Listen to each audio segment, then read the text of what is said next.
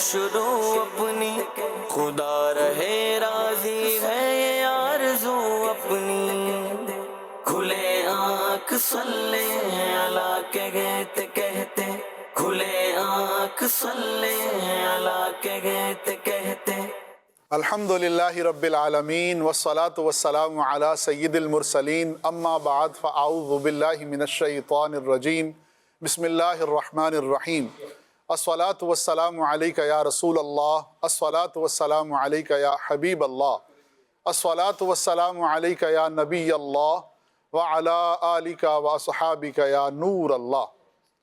مدنی channel کے ناظرین، ہم آپ کو ایک دفعہ مرحبا کہتے ہیں کھلے آنکھ صلی اللہ کہتے کہتے میں۔ انسان جو ہے وہ اپنی صفات کی وجہ سے پہچانا جاتا ہے، اور اس کی جو صفات ہیں، اس کا جو کردار ہے، وہی اس کو بلندیوں کی طرف لے کر جاتا ہے، اور بعض اوقات وہی اس کو پستیوں میں گرا دیتا ہے۔ انسان کو ہمیشہ عاجزی اختیار کرنی چاہیے اور تکبر سے بچنا چاہیے۔ تکبر انسان کو دنیا میں تو پریشان کرتا ہے، لیکن آخرت میں بھی تباہی اور بربادی اس کا مقدر ہوتی ہے۔ ہمارے آج کے سلسلے کا عنوان بھی انشاءاللہ تکبر ہے، اور انشاءاللہ تھوڑی دیر کے بعد ہم اس حوالے سے مبلغین کے ساتھ گفتگو کا آغاز کریں گے۔ آئیے چلتے ہیں، سب سے پہلے تلاوت قرآن مجید سماعت کرتے ہیں۔ اعوذ باللہ من الشیطان الرجیم، میں اللہ تعالیٰ کی پناہ میں آتا ہوں شیطان مردود سے۔ بسم اللہ الرحمن الرحیم، اللہ کے نام سے شروع جو نہایت مہربان رحم والا۔ والذاریات ذروا فالحاملات وقرا فالجاریات یسرا فالمقسمات امرا۔ قسم ان کی جو بکھیر کر اڑانے والیاں، پھر بوجھ اٹھانے والیاں، پھر نرم چلنے والیاں، پھر حکم سے بانٹنے والیاں۔ انما توعدون لصادق، بے شک جس بات کا تمہیں وعدہ دیا جاتا ہے ضرور سچ ہے، وَإِنَّ الدِّينَ لَوَاقِعٌ، اور بے شک انصاف ضرور ہونا۔ وَالسَّمَاءِ ذَاتِ الْحُبُكِ إِنَّكُمْ لَفِي قَوْلٍ مُخْتَلِفٍ، آرائش والے آسمان کی قسم تم مختلف بات میں ہو۔ يُؤْفَكُ عَنْهُ مَنْ أُفِكَ قُتِلَ الْخَرَّاصُونَ الَّذِينَ هُمْ فِي غَمْرَةٍ سَاهُونَ۔ اس قرآن سے وہی اوندھا کیا جاتا ہے جس کی قسمت ہی میں اوندھایا جانا ہو۔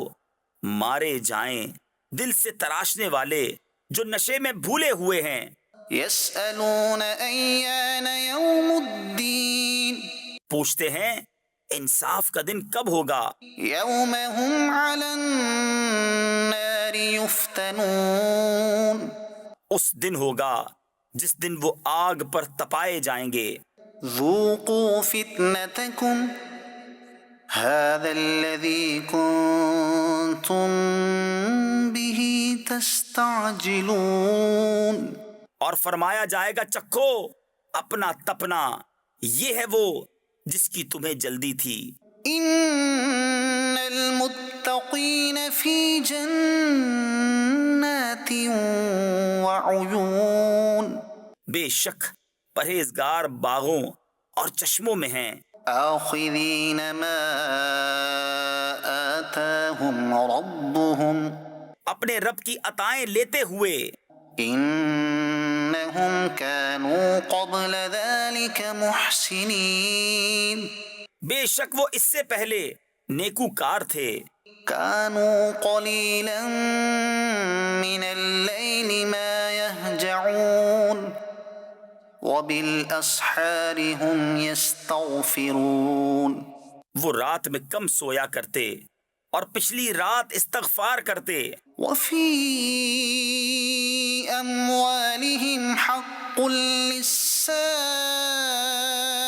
وَالْمَحْرُومِ، اور ان کے مالوں میں حق تھا منگتا اور بے نصیب کا۔ وفي الأرض آيات للموقنين وفي أنفسكم أفلا تبصرون۔ اور زمین میں نشانیاں ہیں یقین والوں کو، اور خود تم میں، تو کیا تمہیں سوجتا نہیں؟ وفي السماء رزقكم وما توعدون۔ اور آسمان میں تمہارا رزق ہے اور جو تمہیں وعدہ دیا جاتا ہے۔ فورب السماء والأرض إنه لحق مثل ما أنكم تنطقون۔ تو آسمان اور زمین کے رب کی قسم، بے شک یہ قرآن حق ہے ویسی ہی زبان میں جو تم بولتے ہو۔ صدق اللہ العظیم۔ جی مدنی چینل کے ناظرین، آپ نے قرآن کریم کی تلاوت سنی۔ قرآن کریم کی ان آیات میں اللہ کے نیک بندوں کا ذکر ہے، اور ان کا ذکر تھا کہ جنہیں اللہ رب العزت جنت الفردوس کی نعمتیں عطا فرمائے گا، اور پھر ان کے اوصاف بھی بیان ہوئے کہ یہ وہ لوگ ہیں کہ جو راتوں کو کم سوتے ہیں، راتوں میں اٹھ کر اللہ کی عبادت کرتے ہیں، اس کے حضور گڑ گڑاتے ہیں اور اس سے استغفار کرتے ہیں۔ سحری کے وقت، صبح سویرے، نماز فجر سے پہلے، تہجد کے وقت استغفار کرنا اللہ کریم کو بہت پسند ہے۔ یہ خاص لوگوں کا وقت ہے، یہ ان لوگوں کا وقت ہے کہ جو اللہ کے قریب ہوتے ہیں اور اللہ کے قریب ہوتے چلے جاتے ہیں۔ آپ بھی کوشش کیجئے کہ اس وقت اٹھیے، تہجد ادا کیجئے، اللہ تعالیٰ کے حضور روئیے، گڑ گڑائیے، اپنے گناہوں کی معافی مانگیے، اور بالخصوص استغفار کیجئے کہ اللہ تعالیٰ کو اس وقت معافی مانگنے والے لوگ بہت پسند ہیں۔ سبحان اللہ۔ وہ بالخصوص ان معافی مانگنے والوں کا ذکر جو ہے قرآن میں فرماتا ہے کہ یہ وہ لوگ ہیں کہ جو سحری کے وقت اٹھ کر میری بارگاہ میں حاضر ہو کر استغفار کرتے ہیں۔ قرآن کریم کی ان آیات کی تلاوت کے بعد آئیے اب چلتے ہیں نعت شریف کی طرف، اور آج ہمارے ساتھ نعت شریف کے لیے موجود ہیں نور عالم بھائی۔ آئیے دیکھتے ہیں کہ وہ آج ہمیں کون سی پیاری نعت سناتے ہیں۔ صلی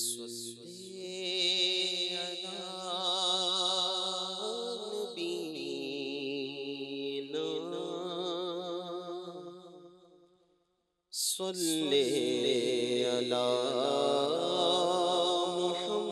محمد صلی علی نبینا صلی علی محمد صلی علی شفیعنا صلی علی محمد۔ وہ جو نہ تھے تو کچھ نہ تھا،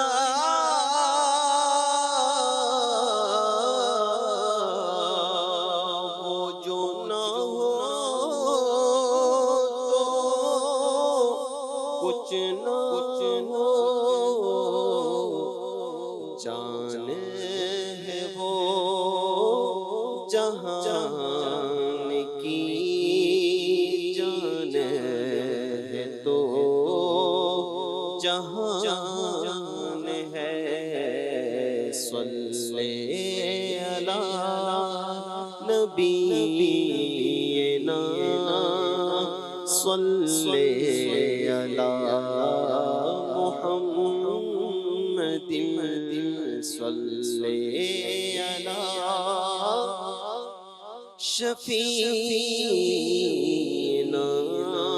صلی علی محمد۔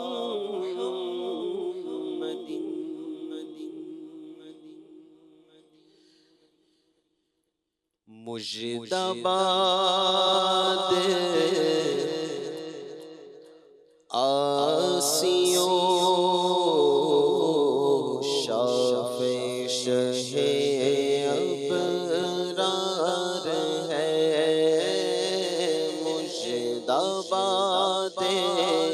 آسیوں شافش ہے ابرار ہے مجدباد آسیوں شافش ہے ابرار ہے تہنیت ہے مجرموں ذات خدا غفار ہے تہنیت ہے مجرموں ذات خدا غفار ہے تہنیت ہے مجرموں ذات خدا غفار ہے چاند شک ہو پیڑ بولے جانور سجدے کرے چاند شک ہو پیڑ بولے جانور سجدے کرے چاند شک ہو پیڑ بولے جانور سجدے کرے بارک اللہ رجع عالم یہی سرکار ہے بارک اللہ رجع عالم یہی سرکار ہے جن کو سوئے آسمان پھیلا کے جل تھل بھر دیے جن کو سوئے آسمان پھیلا کے جل بھر دیے جن کو سوئے آسمان پھیلا کے جل کر دیے صدقہ اللہ تو کا پیارے ہم کو بھی درکار ہے صدقہ اللہ تو کا پیارے ہم کو بھی درکار ہے اور تیرے ہی دامن پہ ہر آسی پڑتی ہے نظر تیرے ہی دامن پہ ہر آسی پڑتی ہے نظر تیرے دامن پہ ہر آسی پڑتی ہے نظر ایک جانے بے خطا پر دو جہاں کا بار ہے ایک جانے بے خطا پر دو جہاں کا بار ہے اور گورے گورے پاؤں چمکا تو خدا کے واسطے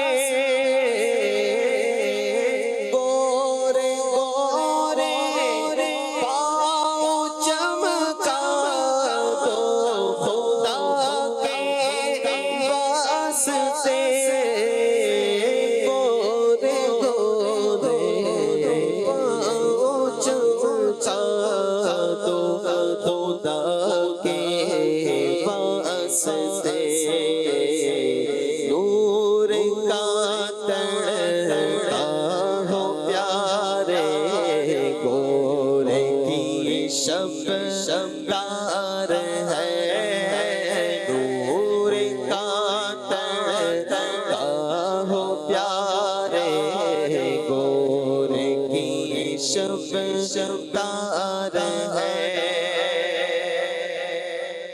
رحمت للعالمین تیری دہائی دب گیا رحمت للعالمین تیری دہائی دب گیا اب تو مولا بے طرح سر پر گناہ گار ہے اب تو مولا بے طرح سر پر گناہ گار ہے گناہ گار ہے اور گونج گونج اٹھے نغمات رضا سے پوستا گونج گونج اٹھے نغمات رضا سے پوستا گونج گونج اٹھے نغمات رضا سے پوستا کیوں نہ ہو اس رسول کی مدحت حباب القار ہے کیوں نہ ہو اس رسول کی مدحت حباب القار ہے مجدباد آسیوں شاف شہ ابرار ہے تہنیت مجرموں ذات خدا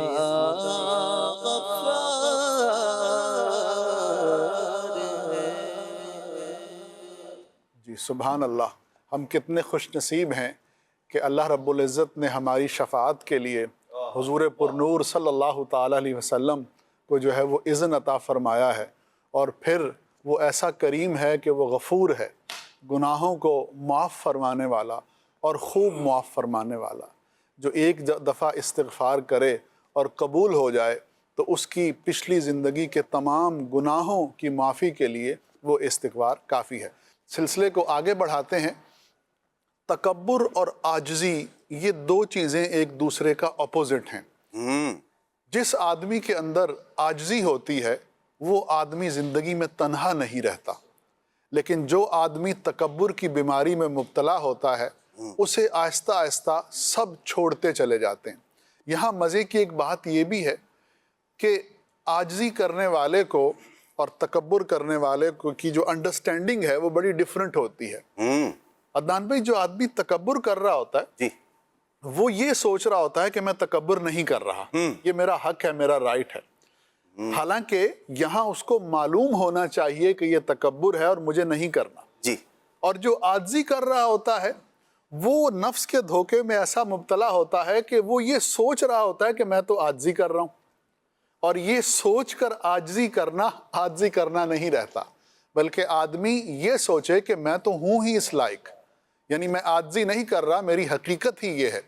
اور پھر تکبر کی وجہ سے لوگوں کی زندگیوں میں کیسے کیسے مسائل کا سامنا ہوتا ہے۔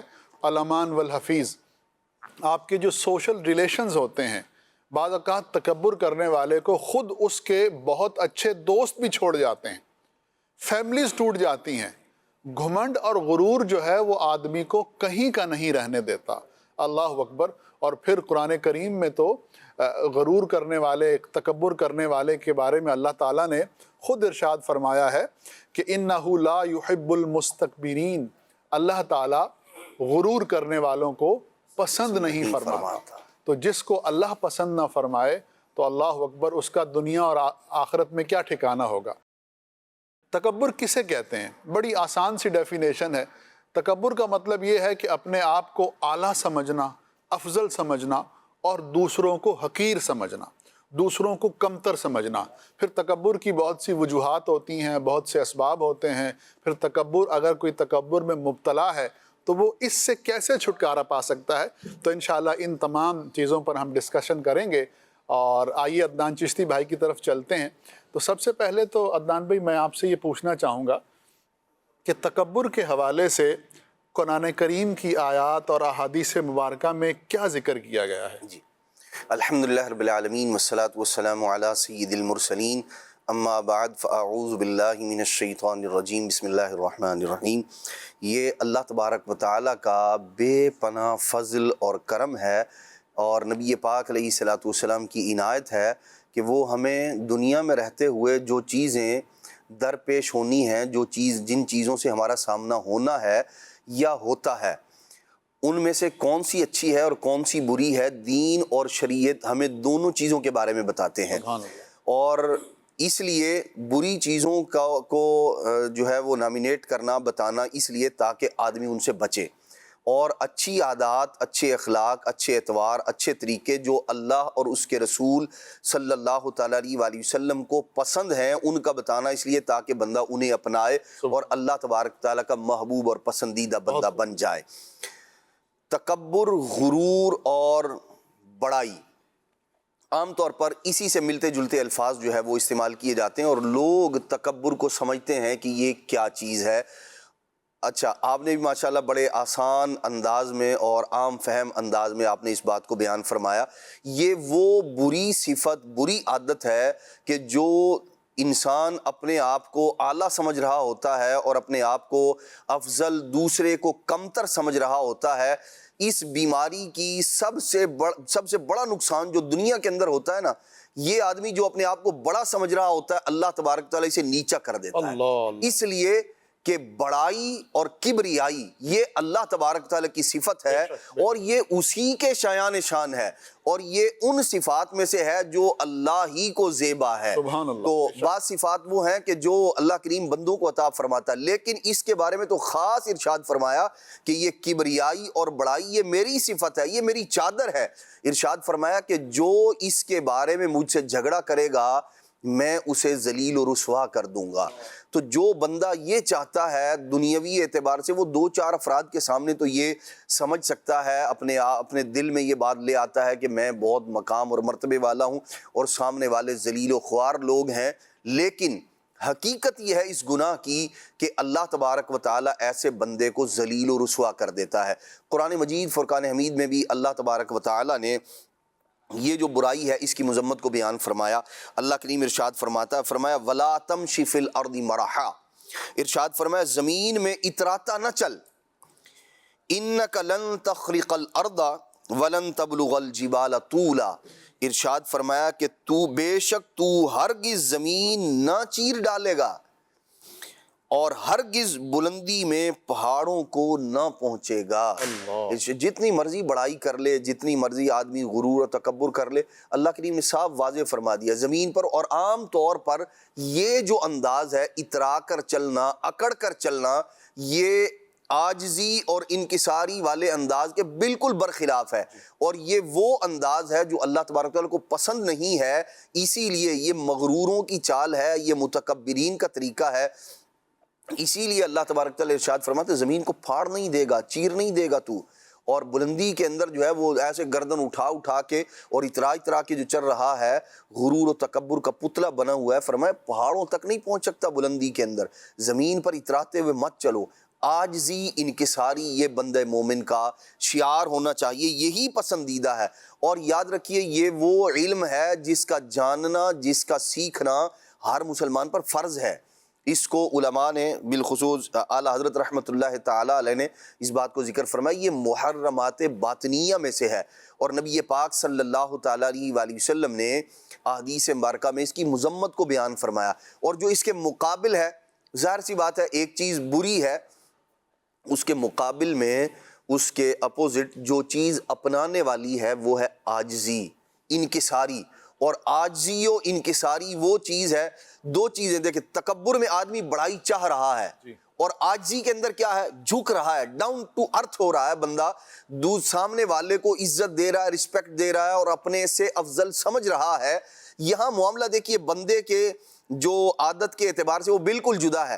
تکبر کے اندر بڑائی چاہ رہا ہے اور عاجزی کے اندر وہ انکساری کر رہا ہے، ڈاؤن ٹو ارتھ ہو رہا ہے، کم تر سمجھ رہا ہے، اور نتیجہ کیا نکل رہا ہے؟ جہاں بڑا ہونا چاہ رہا ہے اس کا نتیجہ یہ ہے کہ اس کو پست کر دیا جائے گا، اور جہاں عاجزی و انکساری جہاں جھک رہا ہے وہاں اللہ کریم کے پیارے محبوب علیہ الصلوۃ والسلام نے فرمایا من تواضع للہ فقد رفعہ اللہ۔ ارشاد فرمایا اس کا نتیجہ یہ ہے، یہ جھک رہا ہے لیکن حقیقت میں اللہ کریم اس کو بلندی عطا فرما دے گا۔ تو نبی کریم صلی اللہ تعالیٰ علیہ وآلہ وسلم نے ارشاد فرمایا من تواضع للہ رفعہ اللہ، جو تواضع عاجزی انکساری اختیار کرتا ہے اللہ کریم اسے بلندی عطا فرماتا ہے۔ اور فرمایا ومن تکبر وضعہ اللہ، ارشاد فرمایا جو تکبر کرتا ہے، ارشاد فرمایا اللہ کریم اسے پست کر دیتا ہے۔ اور پھر آگے ساتھ ایک اور بات ذکر فرمایا ومن اکثر ذکر اللہ احبہ اللہ، فرمایا کہ جو اللہ کا ذکر کثرت سے کرتا ہے اللہ اس بندے سے محبت فرماتا ہے۔ سبحان اللہ۔ تو ہمیں چاہیے مسلمان کا جو انداز ہے، دونوں چیزیں بتا دی بندے کو، اب اس نے چاہنا کیا ہے، اس کی پسند کیا ہے، یہ اپنے آپ کو کیسا دیکھنا چاہتا ہے۔ دراصل ہم بعض اوقات جن چیزوں کے ذریعے کوئی نتیجہ حاصل کرنا چاہتے ہیں، یعنی آدمی بلندی چاہ رہا ہے کہ مجھے جو ہے وہ مقام مرتبہ ملے، میں جو ہے وہ مقام و مرتبے پر فائز ہو جاؤں، میرے چرچے ہوں، عظمت ہو، رفعت کے، یہ چاہ یہ رہا ہے، اور اس کو ملے گا کیسے؟ یہ اگر تو یہی مقصود ہے اس کا، تو پھر فرمایا یہ ہے بندہ، اس کو چاہیے کہ یہ عاجزی کو اختیار کرے، یہ اللہ تبارک و تعالیٰ کی رضا کے لیے جب عاجزی اختیار کرے گا، جب جھکے گا اللہ تبارک و تعالیٰ سے بلندی عطا فرمائے گا۔ لیکن اگر یہ چاہتا ہے کہ میں بڑا ہو کر، جو کہ صفت بڑائی اللہ تبارک و تعالیٰ کی ہے کبریائی، اگر یہ چاہے کہ میں اس میں سے کچھ حاصل کر سکوں، فرمایا نہ، یہ ذلیل و رسوا ہوگا۔ اس لیے اسلام نے، دین نے، نبی پاک صلی اللہ تعالیٰ علیہ وآلہ وسلم نے خود اپنے عمل کے ذریعے بھی، اللہ کے پیارے محبوب علیہ الصلوۃ والسلام نے، اور اپنی تعلیم کے ذریعے بھی، آپ دیکھیں زمانے میں ان سے بڑا مقام اور مرتبے والا ہے کون؟ کوئی بھی نہیں۔ نبی پاک صلی اللہ تعالیٰ علیہ وآلہ وسلم انبیاء کرام کے سردار ہیں، لیکن عاجزی، انکساری اور اللہ تبارک و تعالیٰ کا خوف و خشیت وہ اس قدر غالب ہے، جب ایک شخص آپ کے پاس آیا اور وہ ایسے آپ سے بات کرنے کے لیے کپانے لگا، تو نبی پاک صلی اللہ تعالیٰ علیہ وآلہ وسلم نے فرمایا ڈرتے کیوں ہو؟ میں تو سوکھا گوشت چبانے والی ماں کا بیٹا ہوں، سید الانبیاء، سید الانبیاء۔ یہ آپ کا انداز ہے۔ دراصل جو واقعی بلند مقام اور مرتبے والے ہوتے ہیں نا، جو بلندی والے ہوتے ہیں، ان کا انداز ایسا ہی ہوتا ہے کہ ان کے پاس بیٹھ کر کوئی آدمی اپنے آپ کو چھوٹا نہیں سمجھتا۔ اور یہ بات کہی جاتی ہے کہ دور سے دیکھنے اور غرور سے دیکھنے سے چیزیں چھوٹی نظر آتی ہیں۔ تو ہمیں نہ تو دور سے دیکھنا چاہیے، بڑی چیزوں کو بھی دور سے دیکھیں نا تو چھوٹی نظر آتی ہیں، اور ایسے ہی جس کی آنکھوں پر غرور اور تکبر کی اینک آ جائے اسے بھی چیزیں پھر چھوٹی نظر آتی ہیں۔ اور یہی تکبر ہے، یہی کہ سامنے والے کو بندہ چھوٹا محسوس کر رہا ہوتا ہے، اگرچہ وہ مقام و مرتبے میں، عمر میں، دیگر مناصب کے اندر بہت بڑا ہو، لیکن یہ وہ خرابی ہے جو بڑی چیزوں کو، جو حقیقت میں بڑی ہیں، انہیں چھوٹا کر کے دکھاتی ہے۔ لیکن ہوتا کیا ہے، جو سامنے والا ہے اگر وہ عاجزی و انکساری کا پیکر ہے تو وہ اللہ کی بارگاہ میں بڑا ہے، بلندی پر فائز ہے، اور یہ جو اپنے آپ کو بڑا سمجھ رہا ہے، حقیقت میں یہ دنیا والوں کے نزدیک بھی پستر ہے، اور اللہ کی بارگاہ میں بھی اس کا یہی انداز ہے۔ اللہ اکبر، اللہ اکبر۔ تو غرور اور تکبر ایک ایسی چیز ہے کہ جو انسان کو جو ہے وہ پست سے پست کرتی چلی جاتی ہے۔ اور پھر تکبر لوگ کرتے کس چیز کا ہے عدنان بھائی؟ کسی کو مال کا تکبر، عہدے کا تکبر، حسن و غرور کا تکبر، یہ ساری چیزیں فانی ہیں۔ جی ہاں، ظاہری چیز، ظاہری طور پر جو چیزیں یوں کہہ لیں کہ بندے کے پاس، اور وہ اس کا خود کا بھی اپنا یہ ذہن ہوتا ہے یہ چیزیں عارضی ہیں، وہ حقیقت میں جانتا ہے۔ جیسے کوئی آدمی اپنے حسن و جمال پر غرور تکبر کرتا ہے، کسی سامنے والے کو جو ہے وہ حقیر جانتا ہے، اسے پتہ ہے کہ یہ دائمی رہنے والی چیز نہیں ہے، وقت کے ساتھ ساتھ، عمر کے ساتھ ساتھ یہ چیز ڈھلتی چلی جائے گی، اور ایک وقت وہ آئے گا کہ جس کا انداز یہ ہوگا۔ ایسے ہی مال کے بارے میں حالانکہ ہم سب جانتے ہیں، بلکہ جو مال والا شخص ہے وہ بھی جانتا ہے کہ راتوں رات یا منٹ لگتے ہیں، جی۔ کروڑ پتی آدمی جو ہے نا وہ بیچارہ روڈ پر آ جاتا ہے، اور یہ وہ حقیقتیں ہیں جن سے انکار نہیں کیا جا سکتا۔ پھر حقیقت یہ ہے کہ آدمی جب ان چیزوں کو بھول جاتا ہے نا، اور جب ان کی طرف توجہ نہیں رہتی، یا پھر اللہ تبارک و تعالیٰ کی جو خفیہ تدبیر ہے وہ بندے پر غالب آ جاتی ہے، تو پھر آدمی یہ جو ظاہری چیزیں ہوتی ہیں، اور ظاہری چیزیں بھی ایسی کہ جو دیر پا نہیں ہوتی، ان پر پھر وہ اترانا شروع کرتا ہے، اور پھر ہوتا یہ ہے کہ وہ یوں دھڑام سے گرتا ہے کہ پھر زمانے کے لیے وہ نمونہ عبرت بن کے رہ جاتا ہے۔ ہم اگر پچھلی قوموں کے اندر دیکھیں تو آپ دیکھیں مال پر اترانے والے لوگ، عہدے اور منصب پر اترانے والے لوگ زمانے میں گزرے ہیں، لیکن وہ قصہ پرینہ بن کر رہ گئے ہیں۔ آپ دیکھیں قارون جیسا مالدار شخص، یہ قصے، یہ واقعات قرآن مجید میں، حدیث مبارکہ میں جو بیان کیے گئے ہیں، یہ اس لیے ہیں کہ اگر کوئی مال کی وجہ سے اترا رہا ہے نا، یہ سمجھ رہا ہے کہ میں بڑے مقام و مرتبے پر فائز ہو گیا ہوں، تو اس کا جو خزانہ ہے، جو اس کا بینک بیلنس ہے، یقیناً وہ قارون سے بڑھ کر نہیں ہو سکتا۔ جب اس کی وہ شہرت، وہ ناموری، وہ مال، وہ دولت اس کے کام نہ آیا، اس لیے کام نہیں آیا کہ یہ اللہ رسول کے مقابل میں تھا۔ حضرت موسیٰ علیہ السلام کو معاذ اللہ اس نے کیا جانا، اس نے جو ان کا مقام و مرتبہ تھا اس کو نہ پہچانا، انہیں حقیر جانا، اور جو اس کے مال میں اللہ رسول کا حق تھا وہ اس نے نہ دیا، اس کے مال نے اسے بچایا نہیں، بلکہ ہوا کیا، وہ مال سمیت ہی زمین کے اندر غرق کر دیا گیا، اور غرق ہوتا رہے گا۔ تو یہ چیزیں ہمیں جھنجھوڑنے کے لیے کافی ہیں کہ بندہ خدا مال آ رہا ہے تو پھر انداز ہونا چاہیے اللہ کی راہ میں دے رہا ہے، اور جناب سیدنا عثمان غنی رضی اللہ تعالی عنہ کے خوف، خشیت اور عاجزی انکساری سے بندے کو حصہ لینا چاہیے۔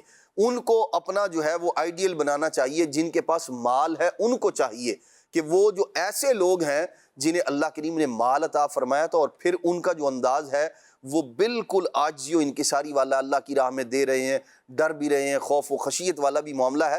جب یہ کرے گا پھر ہوگا کیا، وہ مال برکت والا ہوگا، ورنہ تو پھر مالدار تو فرعون بھی ہوا ہے۔ اللہ اکبر، مالدار تو فرعون بھی ہوا ہے۔ اچھا، پھر ابراہیم بھائی جو تکبر ہے وہ عموماً یہ دیکھا گیا ہے کہ جو متکبر ہوتا ہے اس کے اندر ایک اور چیز یہ پیدا ہو جاتی ہے کہ وہ کسی کی سنتا نہیں، اس کے جو دل کا دروازہ ہے نا نصیحت سننے کا، وہ ہمیشہ ہمیشہ کے لیے بند ہو جاتا ہے۔ تو جہاں تکبر کے نقصانات اور بہت سے، ان میں سے ایک یہ بھی ہے کہ وہ نصیحت سے محروم ہو جاتا ہے، بلکہ جو اس کو نصیحت کرتا ہے وہ اس کو دشمن سمجھنے لگ جاتا ہے۔ تو اس حوالے سے آپ کیا فرماتے ہیں؟ بسم اللہ الرحمن الرحیم۔ جی بالکل ایسا ہی ہے۔ قرآن پاک کے اندر سورہ مومن کی آیت نمبر 35 میں اللہ تبارک و تعالی جل جلالہ ارشاد فرماتا ہے، کذالک یطبع اللہ علی قلب متکبر جبار، اللہ یوں ہی مہر کر دیتا ہے متکبر سرکش کے دل پر۔ اللہ اکبر۔ گویا کہ جو تکبر کرنے والا ہے اس کے اوپر ہدایت کا دروازہ بند ہو جاتا ہے، اور متکبر یہ سمجھتا ہے کہ میری رائے جو ہے وہ فائنل ہے، میں عقل کل ہوں، اور دوسروں کی رائے کو وہ بالکل کوئی جو ہے وہ کسی کھاتے میں لاتا ہی نہیں ہے۔ جیسا کہ ابھی عدنان بھائی تذکرہ کر رہے تھے کہ قارون کے پاس بڑی دولت تھی، تو جب اس کے پاس مال و دولت آئی تو اس کو سمجھانے کے لیے بھی افراد گئے کہ تم جو تکبر کر رہے ہو اور تمہارا جو انداز یکدم یکسر تبدیل ہوا ہے، کیونکہ پہلے ایسا نہیں تھا۔ یہ مال و دولت ملنے کے بعد اس کے اندر جب تکبر آیا تو سمجھانے کے لیے لوگ گئے، نصیحت کرنے کے لیے لوگ گئے، تو یہ کہنے لگا کہ میں تم سب سے زیادہ ذہین و فطین ہوں، دیکھو کہ میرا مال و دولت جو ہے وہ روز افزوں ترقی پر ہے، اگر میرے اندر سمجھ نہ ہوتی، میرے اندر اگر عقل نہ ہوتی تو روز یہ جو میرا مال بڑھ رہا ہے یہ کیسے ہو رہا ہوتا۔ حالانکہ اس حقیقت کی طرف اس کی توجہ نہیں گئی کہ یہ سارا مال تو رب تبارک و تعالی جل جلالہ کا دیا ہوا ہے، اور وہ جب چاہے یہ مال اسے واپس بھی لینے پر قادر ہے۔ تو اس نے اس نصیحت کو قبول نہیں کیا۔ تو تکبر کی ایک بڑی آفت یہ ہے کہ وہ نصیحت کو قبول نہیں کرتا، اس کے دل پر مہر کر دی جاتی ہے، اور پھر وہ نصیحت کو قبول کرنے کی طرف بالکل نہیں آتا۔ یہی حال، یہی مزاج ہم عام لوگوں کا بھی دیکھتے ہیں۔ جس طرح قارون کا حال ہوا کہ جب اس نے نصیحت کو قبول نہیں کیا تو بالآخر اس کا انجام یہی ہوا کہ اس کو اس کے مال سمیت زمین میں دھنسا دیا گیا۔ تو یہی حال ہم عام ان لوگوں کا دیکھتے ہیں کہ جن کے پاس مال و دولت ہے، جن کے پاس کوئی عہدہ ہے، کوئی منصب ہے، تو وہ اپنے گرد و پیش کے لوگوں کی رائے بالکل سننا ہی گوارا نہیں کرتے، اور وہ یہ سمجھتے ہیں کہ ہم ہی عقل کل ہیں، ہمیں کچھ سمجھانے کی تمہیں ضرورت نہیں ہے۔ ہم نے اپنے دور طالب العلمی میں ہم نے بھی دیکھا ہوگا کہ ہمارے ساتھ ہی ایسے ذہین و فطین جو ہے وہ طلبہ ہوتے تھے کہ انہیں دیکھ کر رشک آتا تھا، لیکن کیا ہوا کہ جب ان کو اللہ پاک نے ایک ذہانت اور فطانت کا جو ہے وہ ملکہ دے دیا، لیکن اس کے ساتھ ان کے ساتھ جو ہے وہ کمزوری یہ آ گئی کہ وہ اپنے آپ کو کچھ سمجھنے لگ گئے، تو پھر کیا ہوا کہ بسا اوقات کمزور طالب علم تو آگے نکل جاتا ہے، لیکن بیچارہ وہ ذہین و فطین طالب علم اپنے آپ کو بہت کچھ سمجھنے والا، اور پھر استاد کلاس روم میں آئے تو پھر استاد کے بھی استاد بن کر وہ بیٹھ جاتے ہیں اور استاد کو ہی سمجھانے لگ جاتے ہیں۔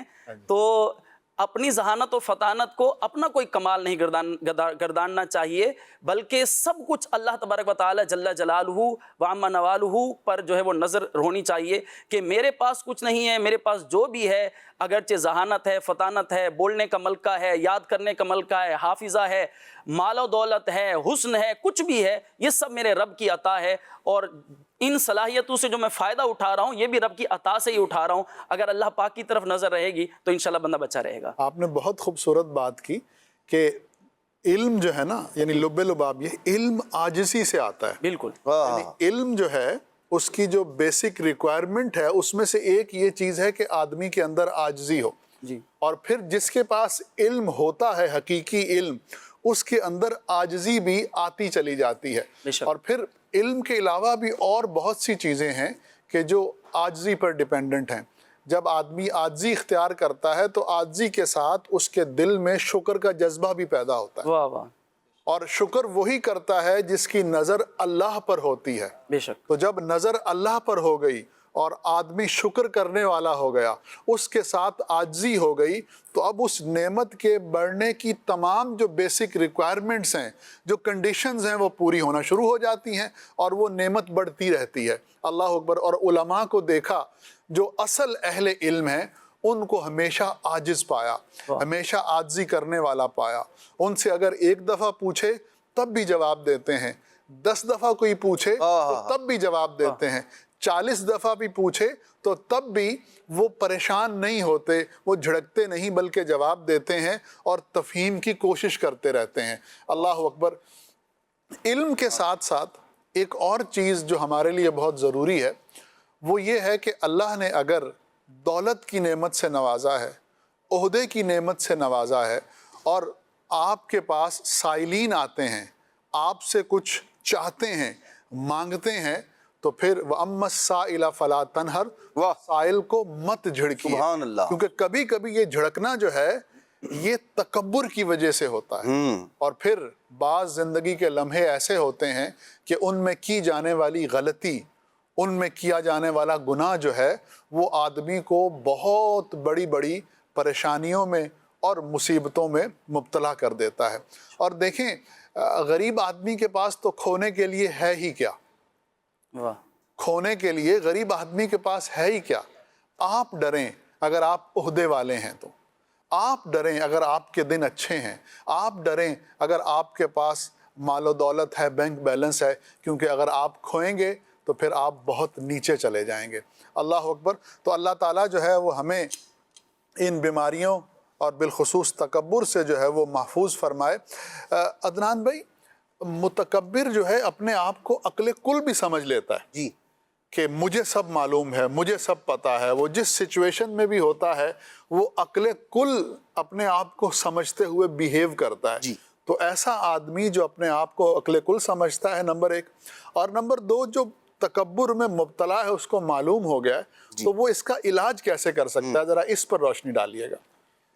عبدالواجد بھائی، بہت پیاری بات۔ دیکھیں، پہلی بات تو یہ ہے کہ اس بات کا احساس ہونا کہ آدمی کسی گناہ میں مبتلا ہے، کچھ غلط کر رہا ہے، اور اس بات کا ادراک ہو جانا، جان لینا کہ میں غلط کر رہا ہوں، یہ بھی اللہ تبارک و تعالیٰ کے فضل میں سے فضل ہے۔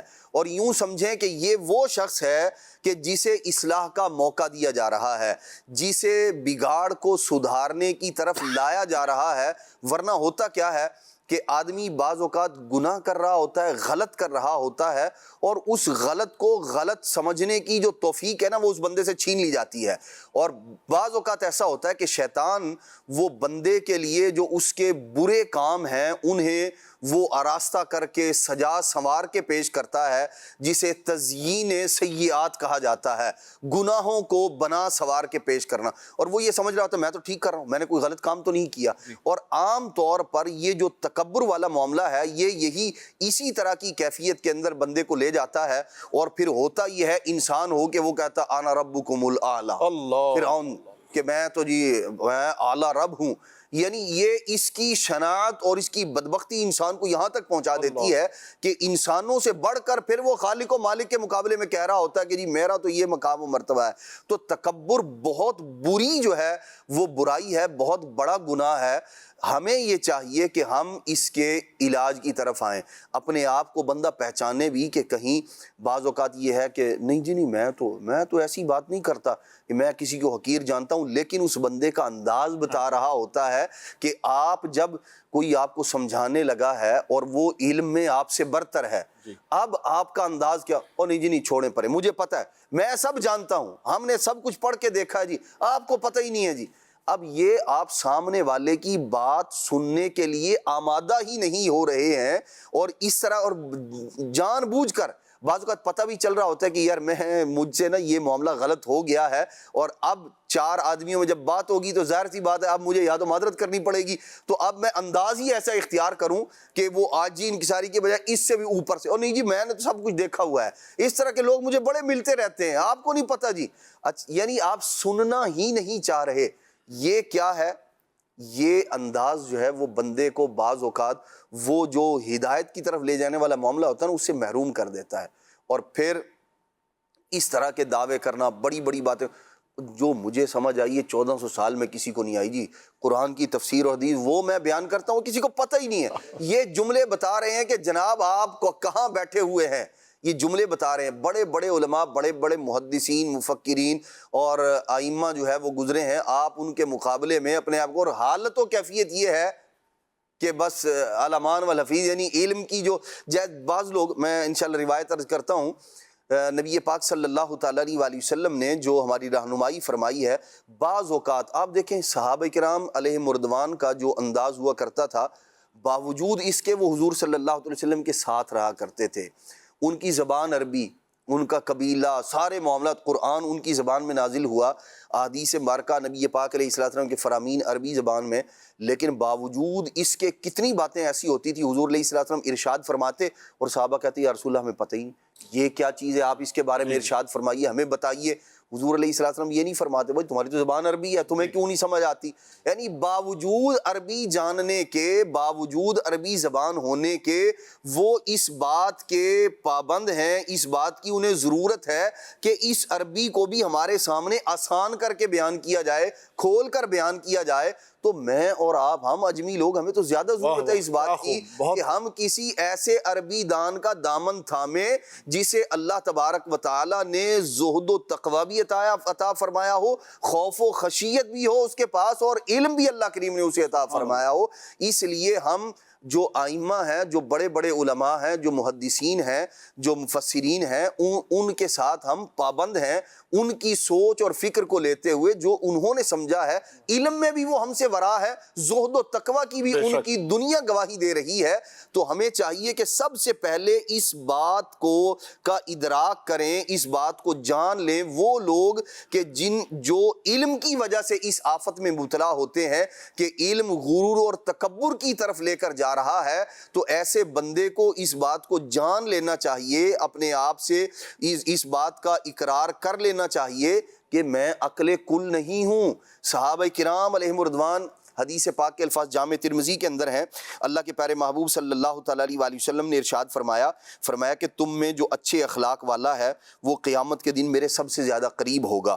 نبی پاک صلی اللہ تعالیٰ علیہ وآلہ وسلم نے یہ ارشاد فرمایا، اور پھر سرکار علیہ السلام نے فرمایا کہ میرے نزدیک سب سے زیادہ قابل نفرت اور میری مجلس سے سب سے زیادہ دور وہ لوگ ہوں گے، فرمایا جو واہیات اول فول بکنے والے ہیں، فحش بکنے والے ہیں۔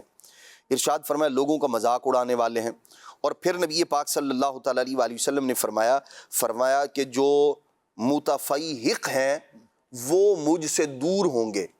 صحابہ کرام علیہ مردوان نے عرض کی یا رسول اللہ صلی اللہ علیہ وسلم یہ ہم نے سب کچھ جان لیا، مذاق اڑانے والا آدمی اور اسی طرح جو واہیات بکنے والا ہے یہ بھی ہم نے جان لیا، یا رسول اللہ یہ متفیہق یہ کیا ہے؟ حالانکہ عربی زبان کا لفظ ہے یہ. نبی پاک صلی اللہ تعالیٰ علیہ وآلہ وسلم نے صحابہ کرام علیہ مردوان کے اس سوال پر ارشاد فرمایا اس سے مراد ہر تکبر کرنے والا شخص ہے. تو اب یہ اگرچہ عربی زبان کا لفظ تھا لیکن صحابہ کرام علیہ جو لوگ یہ سمجھتے ہیں نہیں جی کسی کی ضرورت نہیں ہے، خود ہی پڑھ لینا چاہیے، خود ہی سمجھ لینا چاہیے، تو خود تو صحابہ کرام علیہ مردوان نبی پاک علیہ السلام سے سوال کر رہے ہیں باوجود عربی ہونے کے. تو اس بات کا سب سے پہلے بندہ ادراک کر لے اپنے آپ کو، یہ بات جو ہے وہ جان لے کہ میں ہر معاملے میں عقل کل نہیں ہوں، خاص طور پر علم کے معاملے میں محتاج ہوں اپنے سے پہلے علماء کا، ائمہ کا، جو مجھ سے بڑے بڑے جو احادیث مبارکہ کے ائمہ ہیں، اسی طرح جو مفسرین ہیں، محدثین ہیں، میں ان کا کیا ہوں؟ میں ان کا محتاج ہوں، مجھے ان کی ضرورت ہے.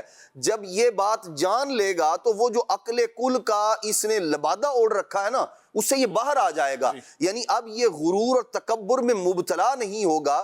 تو سب سے پہلی بات غرور اور تکبر کے علاج میں سے ایک یہ ہے کہ آدمی اپنے آپ کی حیثیت کو متعین کرے. اگر وہ علم کے اعتبار سے ہے بڑے بڑے بلند بانگ دعوے کرنا اور پھر حالت و کیفیت یہ ہو کہ مطلب جو اصولی سی باتیں ہیں بعض ان کے بارے میں بھی اس کو معلوم نہ ہو، تو اپنے آپ کو سب سے پہلے جو اپنی حیثیت ہے نا اس کو متعین کرے کہ جناب من میں عقل کل نہیں ہوں.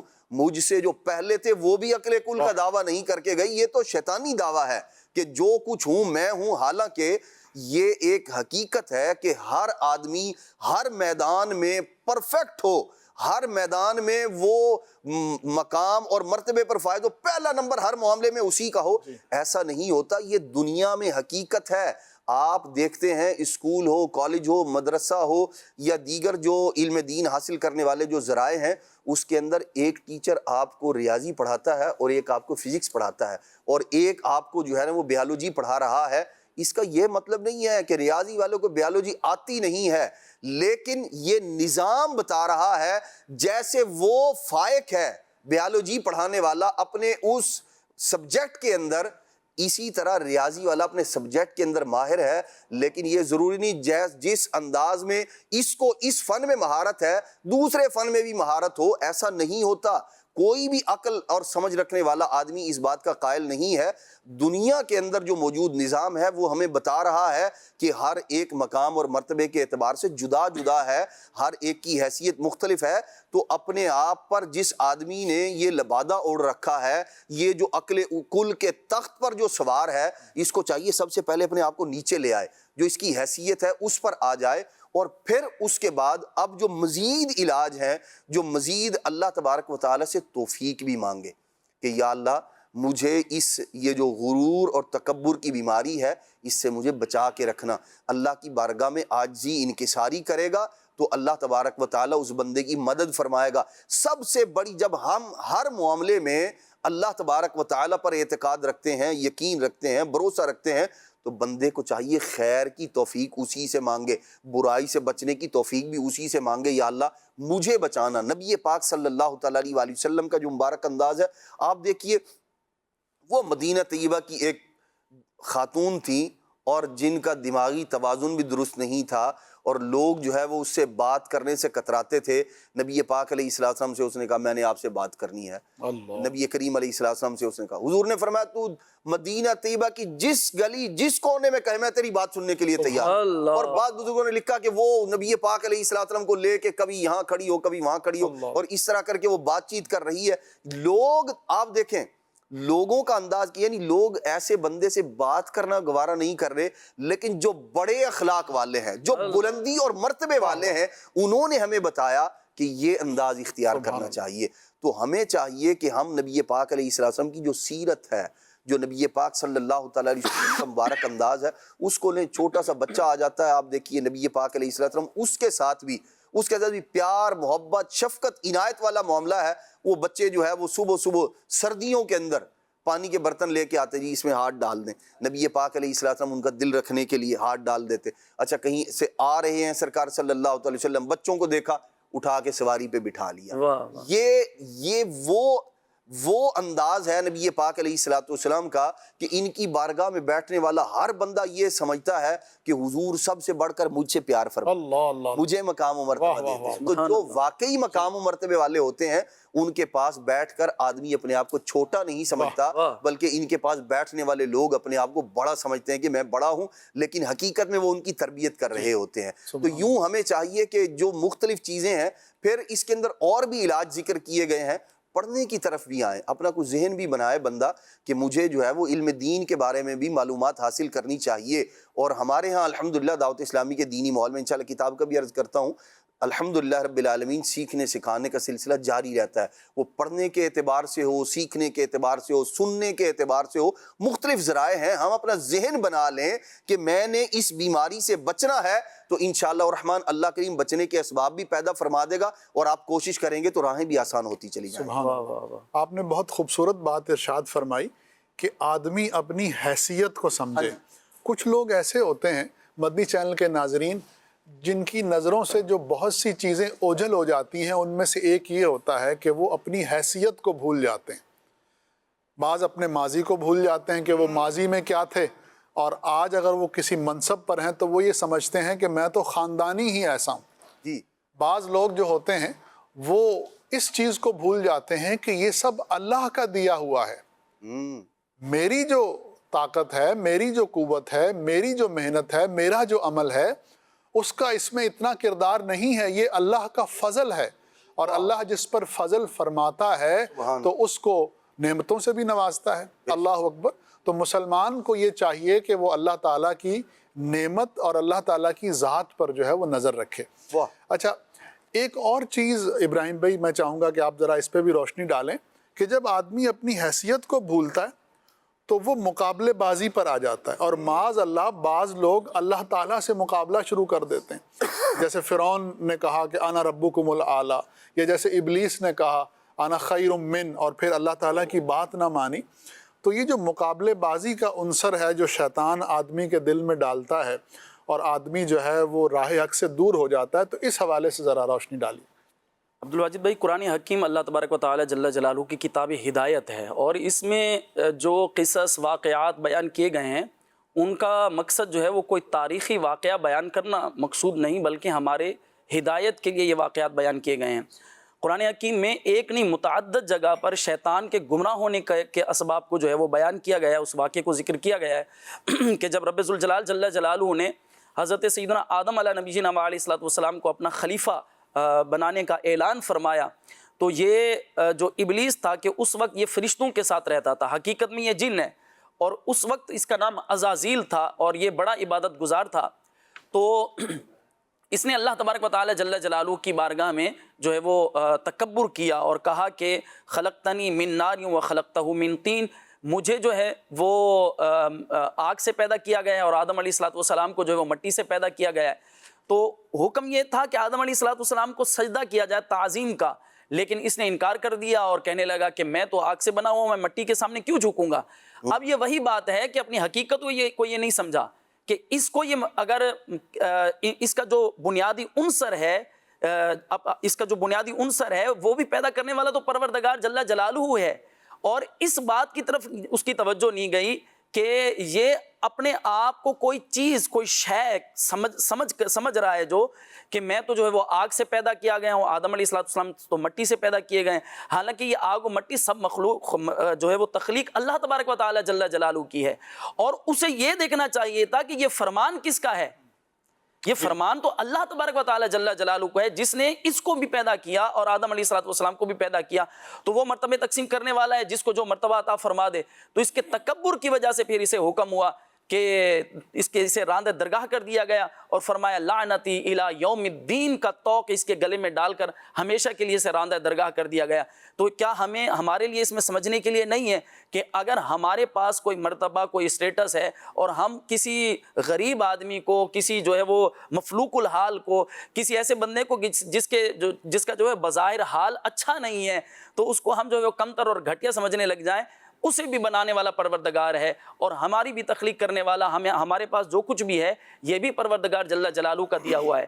میں نے ایک کسی جگہ پر پڑھا تھا، کسی بزرگ کا قول، وہ فرماتے ہیں صوفیاء جو ہے نا، ان کے پاس جب کوئی شخص آتا ہے تو وہ اس کے چہرے کو نہیں دیکھتے، اس کے قدموں کو دیکھتے ہیں۔ اللہ اللہ اللہ، واہ واہ، یعنی واہ، بعض صوفیاء کو جو ہے وہ کشف ہوتا ہے، تو وہ یہ نہیں دیکھتے کہ یہ بندہ آیا، یہ کتنا گناہ گار ہے، یہ کیسا ہے، اس کو دیکھنے کی بجائے اللہ تبارک و تعالی جل جلالہ نے یہ تو مجھ پر کرم کیا ہے کہ وہ چل کر میرے پاس آ گیا ہے، تو وہ اس کے قدموں کو دیکھتے ہیں اور اس پر جو ہے وہ اللہ تبارک و تعالی جل جلالہ کو اسے قریب کرنے کی کوشش کرتے ہیں۔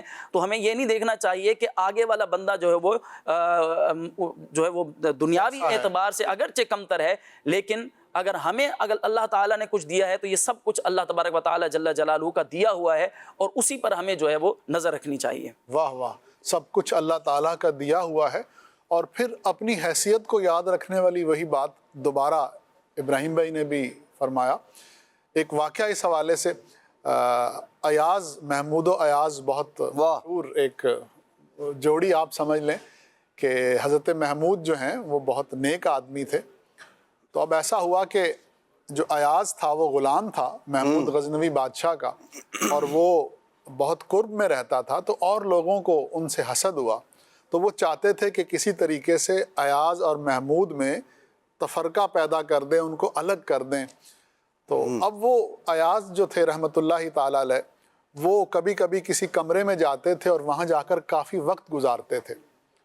تو وہ جو حاسدین وزراء تھے انہوں نے محمود سے کہا کہ دیکھو یہ جو ایاز ہے نا، انہوں نے ضرور کوئی کرپشن کی ہوئی ہے، اور وہ چیزیں چھپا کر انہوں نے اس کمرے میں رکھی ہیں، اور یہ وہاں جاتے ہیں اور وہاں جا کر اپنی چیزوں کو دیکھتے ہیں اور خوش ہوتے ہیں۔ تو اب بادشاہ جو ہے اس کو، محمود بادشاہ کو ایاز پر پورا یقین تھا، تو انہوں نے کہا کہ اچھا تم بھی پھر اس کمرے میں جاؤ اور وہاں سے جو کچھ تمہیں ملے، جو مال و اسباب ملے، وہ سب تمہارا ہے، جا کر دیکھو وہاں ہے کیا۔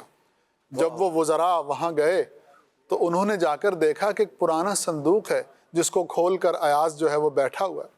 جب اس صندوق کو دیکھا تو اس میں بوسیدہ کپڑے تھے، پرانے کپڑے تھے، پرانی چپلیں تھیں۔ اب وہ بڑے شرمندہ ہوئے۔ اب اس کے بعد مرحلہ یہ آیا کہ یہ پوچھا جائے کہ یہ کیا ہے، آپ کیا کر رہے ہیں، اس کرنے کے پیچھے آپ کا مقصد کیا ہے؟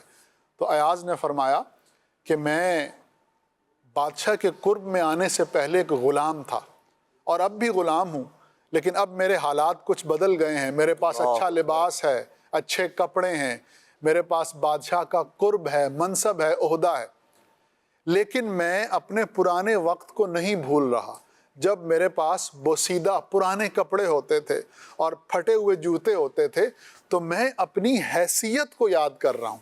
مدنی چینل کے ناظرین، زندگی میں ہمیں بھی کبھی کبھی ایاز بن جانا چاہیے، کبھی اکیلے بیٹھ کر، کبھی خلوت میں بیٹھ کر اپنے پرانے وقت کو یاد کرنا چاہیے۔ ہو سکتا ہے کہ اپنے پرانے وقت کو یاد کرنا آپ کو بہت سے گناہوں سے بچا لے، اور گناہوں سے بچنے کے لیے گناہوں کی پہچان بہت ضروری ہے۔ آئیے، ہمارے پاس ایک پیکج ہے نگران شورا کا گناہوں کی پہچان کے حوالے سے، آئیے سنتے ہیں کہ نگران شورا ہمیں اس پیکج میں کیا ارشاد فرما رہے ہیں۔ صلو علی گناہ الحبیب۔ بیان کرتا ہوتا ہے کہ کانسیپٹ کلیئر ہے، یار یہ بھی گناہ ہے۔ بعض اوقات ایسا ہوتا ہے علم نہیں ہوتا، ہم سمجھتے گناہ ہی نہیں ہے۔ اللہ تعالیٰ کا کوئی شریک ٹھہرانا شرک۔ اللہ کا شکر ہے مسلمان رب کو ہی رب مانتا ہے، کسی اور کو یہ کہتا ہی نہیں کہ یہ میرا خدا، یہ میرا خدا۔ وہ کو پتا ہے کہ میرا رب اللہ ہے، ربی اللہ، میرا رب اللہ ہے۔ مگر شرک ایک گناہ تو ہے نا، اور گناہ عظیم ہے۔ اسی طرح ریاکاری عبادت میں، دکھاوا جس کو کہتے ہیں، یہ بھی گناہ ہے۔ حسد، جیلیسی جس کو آپ کہتے ہیں، یہ بھی گناہ ہے۔ اچھا، دھوکہ دینا، لالچ، ایون کہ گناہ پر خوش ہونا بھی گناہ ہے۔ گناہ پر خوش ہونا بھی گناہ ہے۔ زکوٰۃ ادا نہ کرنا، نماز نہ پڑھنا، شراب بنانا، شراب پینا، شراب بیچنا۔ ہم تو شراب پینے کا ہی طرح شراب نہیں پیتا، لیکن ہمارے کئی ایسے لوگ ہیں جو شراب کی دکانوں میں کام کرتے ہیں، جاب کرتے ہیں، شراب بھرتے بھی ہیں اور شراب پلاتے بھی ہیں۔ تو سب گناہ ہیں، اس کی سب کی کسی کی اجازت نہیں ہے. سود لینا، سود دینا، حرام ذرائع سے روزی کمانا، اسی طرح خیانت کرنا. آپ کے پاس کسی نے امانت رکھوائی، آپ نے خیانت کی. جھوٹ بولتے ہیں، بلا اجازت شرعی جھوٹ بولا جاتا ہے. تو بہت سارے ایسے گناہ ہیں جس کا پتہ ہمیں ہونا بہت ضروری ہے. اور بھی کئی گناہ ہیں جو اس سے لکھے ہوئے ہیں، تو ہمیں اس کا پتہ ہونا چاہیے. اب جیسے آج کل جیسے میں موٹی موٹی باتیں اور مزید کروں تو میوزک سننا گناہ، گانے سننا گناہ، فلمی ڈرامے، یہ سارے یہ سب گناہ کے کام ہیں، سب گناہ کے کام ہیں. اور کر رہا ہے آدمی بد نگاہی، بے اجنبی بے پردہ عورتوں کو دیکھتے ہیں، اور بالکل دیکھتے ہیں، ایسی جگہوں پہ جاتے ہیں. زنا، بدکاری، اسی طرح بدفعلی، یہ بہت سارے ایسی چیزیں ہیں جو گناہ کے کام ہیں، حرام ہے، اور کئی اس کی نحوستیں ہیں. تو اگر بندہ اس طرح کے گناہ میں پڑتا رہے گا تو پھر آخر کا نتیجہ یہ نکلے گا کہ اللہ پاک اسے ناراض ہو جائے گا، اسے سزا دی جائے گی. اور اگر ہم اس پر غور کریں میرے پیارے اسلامی بھائیوں، سمجھانے کے لیے عرض کر رہا ہوں، یہ جو بے چینی ہے نا، بے چینی، بے قراری، بے سکونی، یہ بھی گناہوں کی ایک نحوست ہے. ہمیں مزہ نہیں آ رہا ہوتا، گناہوں کی مزہ نہیں آ رہا ہوتا، ایک قلبی بے چینی ہوتی ہے، گھبراہٹ سی ہوتی ہے. ہم خوشی ڈھونڈنے کے لیے مارے مارے پھر رہے ہوتے ہیں. اس کے لیے کوئی معاذ اللہ کو کلب میں چلا جاتا ہے، کوئی کیسینو میں چلا جاتا ہے، کوئی گانے باجے سننے چلا جاتا ہے، کوئی ادھر ادھر چلا جاتا ہے. وہ وقتی طور پر اپنی نفس کو خوش کرتا ہے، شیطان کو خوش کرتا ہے، لیکن واپس آتا ہے تو اس کو بے چینی ہوتی ہے، اس کو مزہ نہیں آیا. ایک مسلمان کو کیسے مزہ آئے گا کہ میں اللہ کی نافرمانی کر کر آیا ہوں؟ سکون نہیں ہے. پھر اس کو ڈر بھی تو لگے گا نا کہ اللہ پاک ناراض ہو گیا تو میرا بنے گا کیا. تو گناہ سے بچنا یہ بہت ضروری ہے. پتہ بھی ہونا بہت ضروری ہے. بدگمانی کا پتہ ہونا چاہیے کہ یہ بھی گناہ ہے.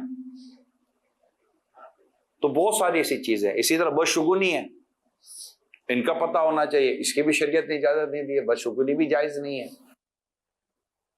ابھی ہم راستے میں آ رہے تھے، کچھ چیزوں پر ہم ڈسکس کر رہے تھے، تو مطلب میں مفتی صاحب سے بھی بات چیت کر رہا تھا، تو کچھ چیزیں میں نے راستے میں آتے آتے ڈکلیئر کی ہیں کہ اس کی شریعت نے اجازت نہیں دی ہے. تو یہ بڑا پرابلم ہے کہ ہمیں یہی نہیں پتا ہوتا کہ کیا کام جائز ہے کیا کام ناجائز ہے. ہم تو سمجھتے ہیں کہ یار یہ جو ہو رہا ہے تو سب ہو رہا ہے. ہم تو پریکٹس کے ساتھ چل رہے ہوتے ہیں نا، روٹین کے ساتھ چل رہے ہوتے ہیں. تو روٹین میں ہر چیز جائز ہو یہ ضروری تو نہیں ہوتی. تو معلومات بھی ہم نہیں لیتے کہ یار یہ جائز ہے کہ ناجائز ہے. تو کئی کام میرے پیارے اسلام بھائیوں جائز بھی ہیں، ناجائز بھی ہیں. لہٰذا علم حاصل کرنا یہ سب سے امپورٹنٹ ہو گیا. علم حاصل کرنا جو ہے وہ یقیناً بہت اہم ہے، کیونکہ علم ہمیں بتاتا ہے کہ کیا چیز جائز ہے اور کیا چیز ناجائز ہے. نگران شورا نے جو ایک پوائنٹ مینشن کیا کہ ہم اپنی روٹین میں چل رہے ہوتے ہیں، تو روٹین میں ہم جو کر رہے ہیں ہم اس کو درست سمجھتے ہیں، اور اس درست کو درست سمجھتے ہوئے بعض اوقات ہم دوسروں کو بھی تلقین کرتے ہیں. نہیں پیارے اسلامی بھائیوں، علم ہمیں بتاتا ہے کہ کیا چیز اچھی ہے، کیا چیز درست ہے، کیا چیز جائز ہے، اور علم ہی ہمیں بتاتا ہے کہ کیا چیز ناجائز ہے. تو ابراہیم بھائی، علم جو ہے یہ ہمیں کس طرح سے بتاتا ہے؟ ہر علم ہمیں بتاتا ہے یا کوئی خاص علم ہمیں بتاتا ہے؟ علم دین صاف ظاہر ہے. دین کا علم جب قرآن و حدیث بندہ جو ہے وہ علماء اور صلحاء کے پاس بیٹھے، ان کی صحبت اختیار کرے، تو اللہ والوں کی صحبت جو ہے وہ، چونکہ نبی کریم علیہ افضل الصلاۃ و تسلیم کا مقصد بعثت بھی یہ بیان کیا گیا ہے کہ حضور نبی کریم صلی اللہ تعالیٰ علیہ وسلم دلوں کے تزکیے کے لیے تشریف لائے ہیں. اور ہم صوفیہ کا بھی یہی معمول دیکھتے ہیں کہ جب ان کی بارگاہ میں کوئی شخص جو ہے وہ حاضر ہوتا تھا تو اللہ والے اس کے حال کو دیکھ کر اس کی ذمہ داری مقرر کرتے تھے. میں حیران ہوا کہ اتنی بڑی شخصیت، اتنا بڑا نام، حضرت نظام الملت والدین والاولیاء، حضرت نظام پاک رحمۃ اللہ تعالیٰ علیہ، یہ جب حضرت فرید الدین گنج شکر رحمۃ اللہ تعالیٰ علیہ کی بارگاہ میں حاضر ہوئے تو حضرت نے ان کی ڈیوٹی لگائی کہ یہ لنگر تقسیم کریں گے. اب اتنی بڑی ہستی جو کہ خود عالم فاضل اور معقولات و منقولات کے بہت بڑی جو ہے وہ اس پر دسترس اور نگاہ رکھتے تھے، یعنی یہ عالم تھا کہ جب بدایوں کے اندر آپ نے علم دین حاصل کیا اور علمی مجالس کے اندر آپ نے شرکت کرنی شروع کی دہلی میں جا کر، تو دہلی کی مجلسوں میں یہ مشہور ہو گیا کہ نظام الدین بحاس نظام الدین مجلس شکن، یعنی اتنا علم دین پر دسترس تھی. لیکن جب حضرت فرید پاک رحمۃ اللہ تعالی علیہ کی بارگاہ میں حاضر ہوئے تو حضرت نے ان کی ڈیوٹی کیا لگائی؟ لنگر کی تقسیم کی. تو اللہ والوں کا یہ انداز ہوتا ہے کہ وہ کچھ عطا کرنے سے پہلے اس کی تربیت کرتے ہیں. تو ہماری بھی یہ ضرورت ہوتی ہے کہ ہم اپنے دلوں کا تزکیہ کریں. اور وہ دلوں کا تزکیہ کیسے ہوگا؟ کہ علم دین حاصل کریں، علماء کی خدمت میں حاضری دیں، صلحاء کی خدمت میں حاضری دیں، اور اللہ والوں کی مجلس کے اندر بیٹھیں گے تو یہ اللہ والے جو ہے وہ انشاءاللہ بیڑا پار کریں گے. میں ایک واقعہ بیان کرنا چاہ رہا ہوں. وہ ایک بزرگ کا واقعہ بیان کیا جاتا ہے کہ عید کے دن جو ہے وہ کوئی مجذوب ان کے راستے میں بیٹھا تھا تو حضرت سے پوچھنے لگا کہ عید تھی سی کرنا. حضرت یہ فرمائے عید کا دن ہے اور وہ پوچھ رہا ہے کہ عید تھی سی کرنا. تو انہوں نے فرمایا کہ یار مل سی جنا. اچھا، کیا مطلب اس کا؟ عید یعنی ان کا سوال یہ تھا کہ حضرت یہ بتائیے کہ عید کب ہوگی؟ اچھا، عید کب ہوگی؟ عید کب ہوگی؟ عید کا دن ہے اور راستے میں وہ مجذوب بیٹھا ہے اور یہ اللہ والے گزر رہے ہیں، بزرگ گزرے ہیں. تو وہ راستے میں بیٹھا ہوا جو ہے وہ پوچھتا ہے کہ حضرت ایک سوال کا جواب دیتے جائیں، عید تھی سی کرنا، عید کب ہوگی؟ تو اللہ والوں نے فرمایا کہ یار مل سی جب، جب قرب الہی کی منزل طے ہوگی، جب جو ہے وہ اللہ تبارک و تعالی جل وعلا کا وصال ملے گا تو عید بھی ہو جائے گی. اب اس کا اگلا سوال ہے کہ عید تھی سی کرنا، یار مل سی جانا، یار مل سی کرنا، یار کب ملے گا؟ تو فرمایا کہ میں مرسی جنا. جب یہ میں مرے گی، جب یہ غرور اور تکبر دل سے نکلے گا. وہ اعلیٰ حضرت امام علیہ السلام فرماتے ہیں کہ اگر آنکھ ہو تو وہ جلوہ کہاں نہیں ہے. اس طرح کا مفہوم ہے نا، مٹ جائے یہ خودی تو وہ جلوہ کہاں نہیں. دردا میں آپ اپنی نظر کا حجاب ہوں. اللہ یعنی خود ہی جو ہے وہ اپنی جو قرب کی منازل ہیں ان کے اندر بندہ خود ہی حجاب ہوتا ہے. اگر یہ غرور، تکبر، یہ انا مٹ جائے، یہ خود پسندی مٹ جائے، یہ عجب مٹ جائے اور بندے کے اندر فروتنی آ جائے، بندے کے اندر عاجزی آ جائے، انکساری آ جائے، تو پھر اللہ تبارک و تعالی جل جلالہ کی قرب کی منازل بھی اس کے لیے آسان ہو جائیں. ماشاءاللہ، بہت خوب. بڑھتے ہیں مدنی چینل کے ناظرین کی کالز اور میسیجز کی طرف. میں پہلے کچھ میسیجز پڑھ دیتا ہوں، پھر انشاءاللہ اس کے بعد کالز لیتے ہیں. ان میسیجز میں فرمائش بھی ہیں ہمارے نور عالم بھائی کے لیے. ایک اسلامی بھائی کہہ رہے ہیں کہ مجھے یہ کلام سنا دیں، تو ہی مالک بحر و بر ہے یا اللہ یا اللہ. بنت احمد اتاریہ، جو کوئی غم ستائے تو مدینہ یاد کر لینا. خانپور سے ایک فرمائش ہے، آباد رہے تیرا پاک پتن، یہ سنا دیں. نور عالم بھائی سے فرمائش ہے، میرا گدا میرا منگتا میرا غلام آئے، یہ سنا دیجئے. ایک اور فرمائش ہے، منگتے ہیں کرم ان کا صدا مانگ رہے ہیں.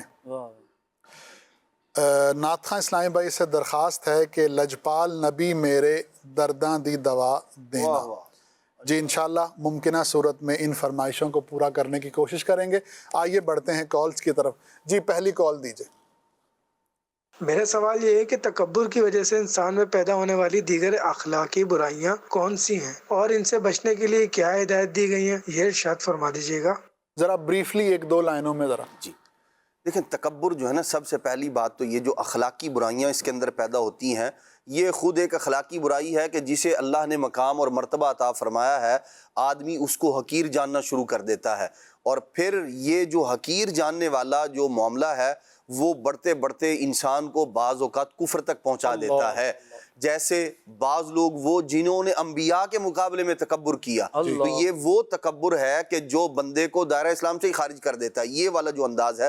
اچھا، پھر جو قبول حق کی جو توفیق ہوتی ہے نا، وہ بندے سے چھین لی جاتی ہے کہ آدمی جو حق بات ہوتی ہے باوجود اس کو جاننے کے صرف مجھے نیچا ہونا پڑے گا، مجھے جو ہے وہ سر جھکانا پڑے گا، عاجزی اختیار کرنی پڑے گی، اس بات کو ناپسند جانتے ہوئے وہ کیا کرتا ہے، جو حق اور سچ ہے، جو تکبر کی ایک نبی پاک علیہ السلام نے حدیث پاک میں جو اس کی تعریف ارشاد فرمائی ہے، جو اس کی جانب اشارہ فرمایا، اس میں یہ ہے کہ حق کے مقابلے میں جو حق ہے اس کا انکار کر دینا، اسے نہ قبول کرنا، یہ بھی تکبر ہے. تو آدمی قبول حق سے جو ہے نا وہ رک جاتا ہے.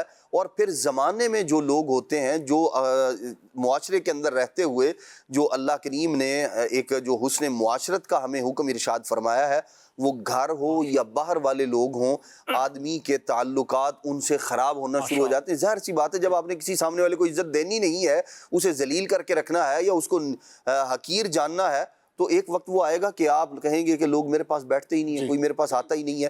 وجہ اس کی یہ ہے کہ آپ نے خود لوگوں کو اپنے آپ سے دور کر دیا ہے. تو یہ وہ برائی ہے کہ جو اخلاقی طور پر بھی اور دینی اعتبار سے دونوں طرح سے اس کا نقصان ہی نقصان ہے. تو ہمیں چاہیے کہ ہم اس کے قریب نہ آئیں. میں یہ عرض کرنا چاہوں گا کہ غرور جو ہے نا جس پر ہم بات کر رہے ہیں، نقصانات بالخصوص. جی ایک مشہور جو ہے وہ ایک جملہ ہے جو ہم نے اسکول کی کتابوں میں پڑھا ہے کہ غرور کا سر نیچا ہوتا ہے. جی اور یہ واقعی حقیقت ہے کہ غرور کرنے والا بالآخر جو ہے وہ کسی برے انجام سے دوچار ہوتا ہے. اس پر غور کرنا چاہیے جو غرور اور تکبر کر رہا ہے. اور اللہ تبارک و تعالی جل جلالہ نے کسی کو دیا ہے تو یہ جو ہے وہ خود اپنے آپ کو کچھ سمجھ رہا ہے. تو ایک اور بات بھی ہے کہ اصل میں غرور جو ہے نا یہ دماغ کا فطور ہے. ٹھیک.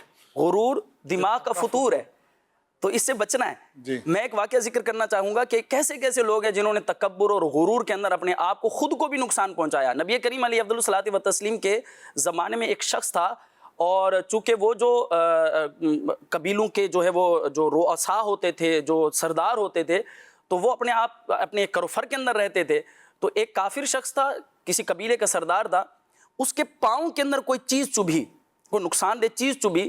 اب غرور کی وجہ سے، تکبر کی وجہ سے اس نے وہ چیز جھک کے نکالنا ہی گوارا نہیں کی. اللہ، اتنا تکبر کہ میں جھک کے اپنے پاؤں سے وہ چیز نکالوں جو مجھے نقصان دے رہی ہے. تو کیا ہوا، وہ چیز جو زخم بنا پاؤں کے اندر چبھی، اس کا زخم اتنا بگڑا کہ اس کے اندر زہر ہو گیا، اور وہ زہر اس کے پورے جسم میں سرایت کر گیا. اسی وجہ سے اس کا جو ہے وہ دنیا سے چلا گیا. وہ یعنی غرور ایسی چیز ہے جس سے بندہ خود اپنے آپ کو بھی نقصان پہنچا رہا ہوتا ہے، اور جو جان سب سے زیادہ عزیز ہے اس کی بھی پرواہ نہیں ہے.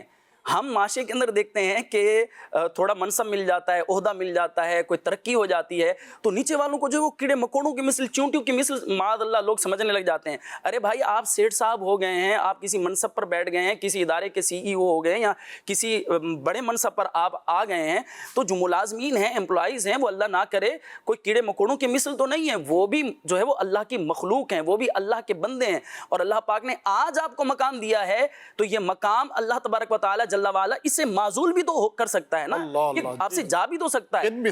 اور بالکل مرنا تو ہے نا، ایک دن آخر قبر میں جانا ہے.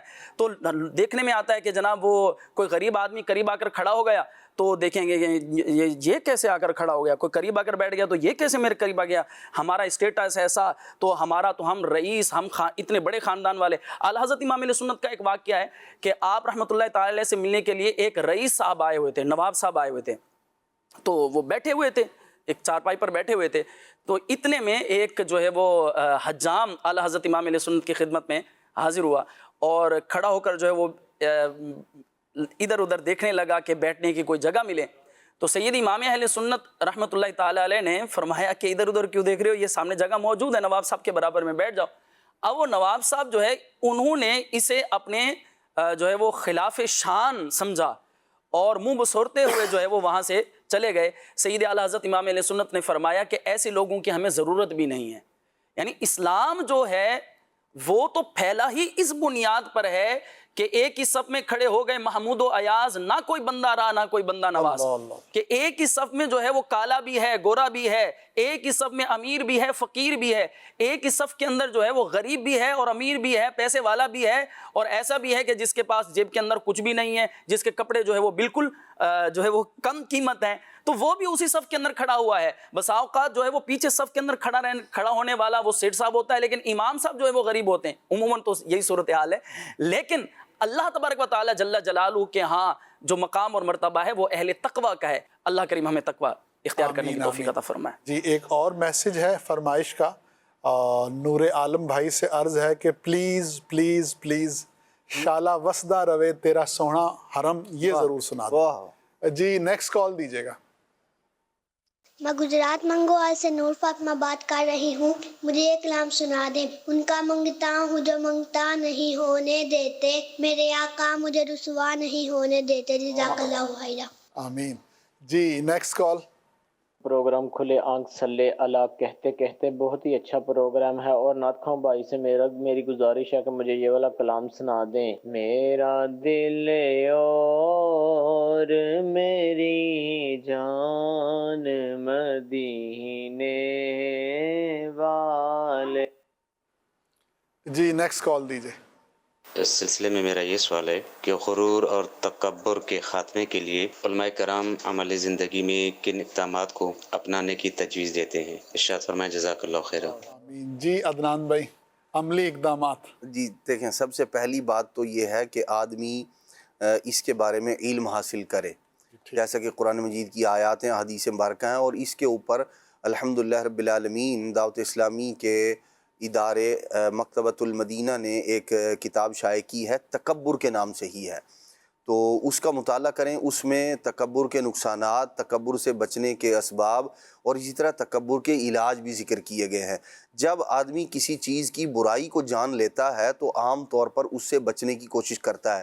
جیسے مثال کے طور پر آپ کے علاقے میں کوئی آدمی رہتا ہو، اسٹیٹ کا کاروبار جو ہے وہ زمین کا لین دین اور اسٹیٹ ایجنسیاں وغیرہ ہوتی ہیں، اس طرح کا ہو، اور اس کے بارے میں یہ مشہور ہو کہ یہ لوگوں کو ٹھگتا ہے، تو کوئی بھی آدمی جو ہے نا وہ اس کے پاس جب فلاں کو بھی اس نے جو ہے وہ اس کے بھی پیسے دبا لیے ہیں، اس کو بھی زمین نہیں دی، اس کو بھی زمین نہیں دی، تو آدمی جب اس کے بارے میں معلوم ہو گیا کہ اس کی شہرت ایسی ہے تو اب ہر آدمی اس کے پاس جانے سے ڈرے گا، بچے گا، اپنے آپ کو بچائے گا کہ کہیں میرا نقصان نہ ہو جائے. تو غرور اور تکبر کے اندر ہمارا نقصان ہی نقصان ہے، اس لیے ہمیں اس سے بچنا چاہیے. یہ وہ چیز ہے، وہ جبلہ بن اہم نام کا جو شخص تھا، غسان کا بادشاہ، وہ غرور اور تکبر کی وجہ سے اسلام سے پھر گیا. آپ وجہ کیا تھی؟ ایک وہ طواف کر رہا تھا، ایک غریب دیہاتی آدمی تھا، اس کا پاؤں جو ہے اس کی چادر پر آ گیا، اس کو اتنا غصہ آیا. یہ وہی بات کہ آدمی اپنے آپ کو اس قدر بڑا سمجھنے لگتا ہے. اس نے اچھا وہ جو سامنے والا تھا اس نے اس بات کا اقرار بھی کیا کہ میں نے جان بوجھ کے نہیں کیا، مجھ سے غلطی سے ہو گیا، تو اس نے زوردار تھپڑ مارا اس کے منہ پر. جناب سیدنا فاروق اعظم رضی اللہ تعالی عنہ نے اس سے فرمایا کہ تم نے ایسا کیا ہے؟ اس نے کہا ہاں جی میں نے کیا ہے. تو فرمایا یا تو معافی، اس سے معافی مانگو. قبول حق سے یہ تکبر بندے کو روک دیتا ہے. تو اب اس نے کیا کیا؟ آپ نے فرمایا یا تو قصاص دو، معافی مانگو. اس نے کہا میں اس بندے سے معافی مانگوں گا، یہ غریب آدمی، میں بادشاہ. ہوا کیا؟ اب شیطان نے اس کو ایک ہیلہ سکھایا کہ وقت لے لو، مہلت لے لو، کل بات کریں گے. جی آپ نے فرمایا ہاں بھائی تم مہلت دیتے ہو عمر فاروق نے؟ انہوں نے کہا جی ٹھیک ہے دے دیں مہلت. اب یہ تو مہلت لے کر یہ اس کو معاملے کو حل تھوڑی کرنا چاہتا تھا، یہ جا کر اسلام ہی سے پھر گیا، رات میں بھاگ گیا.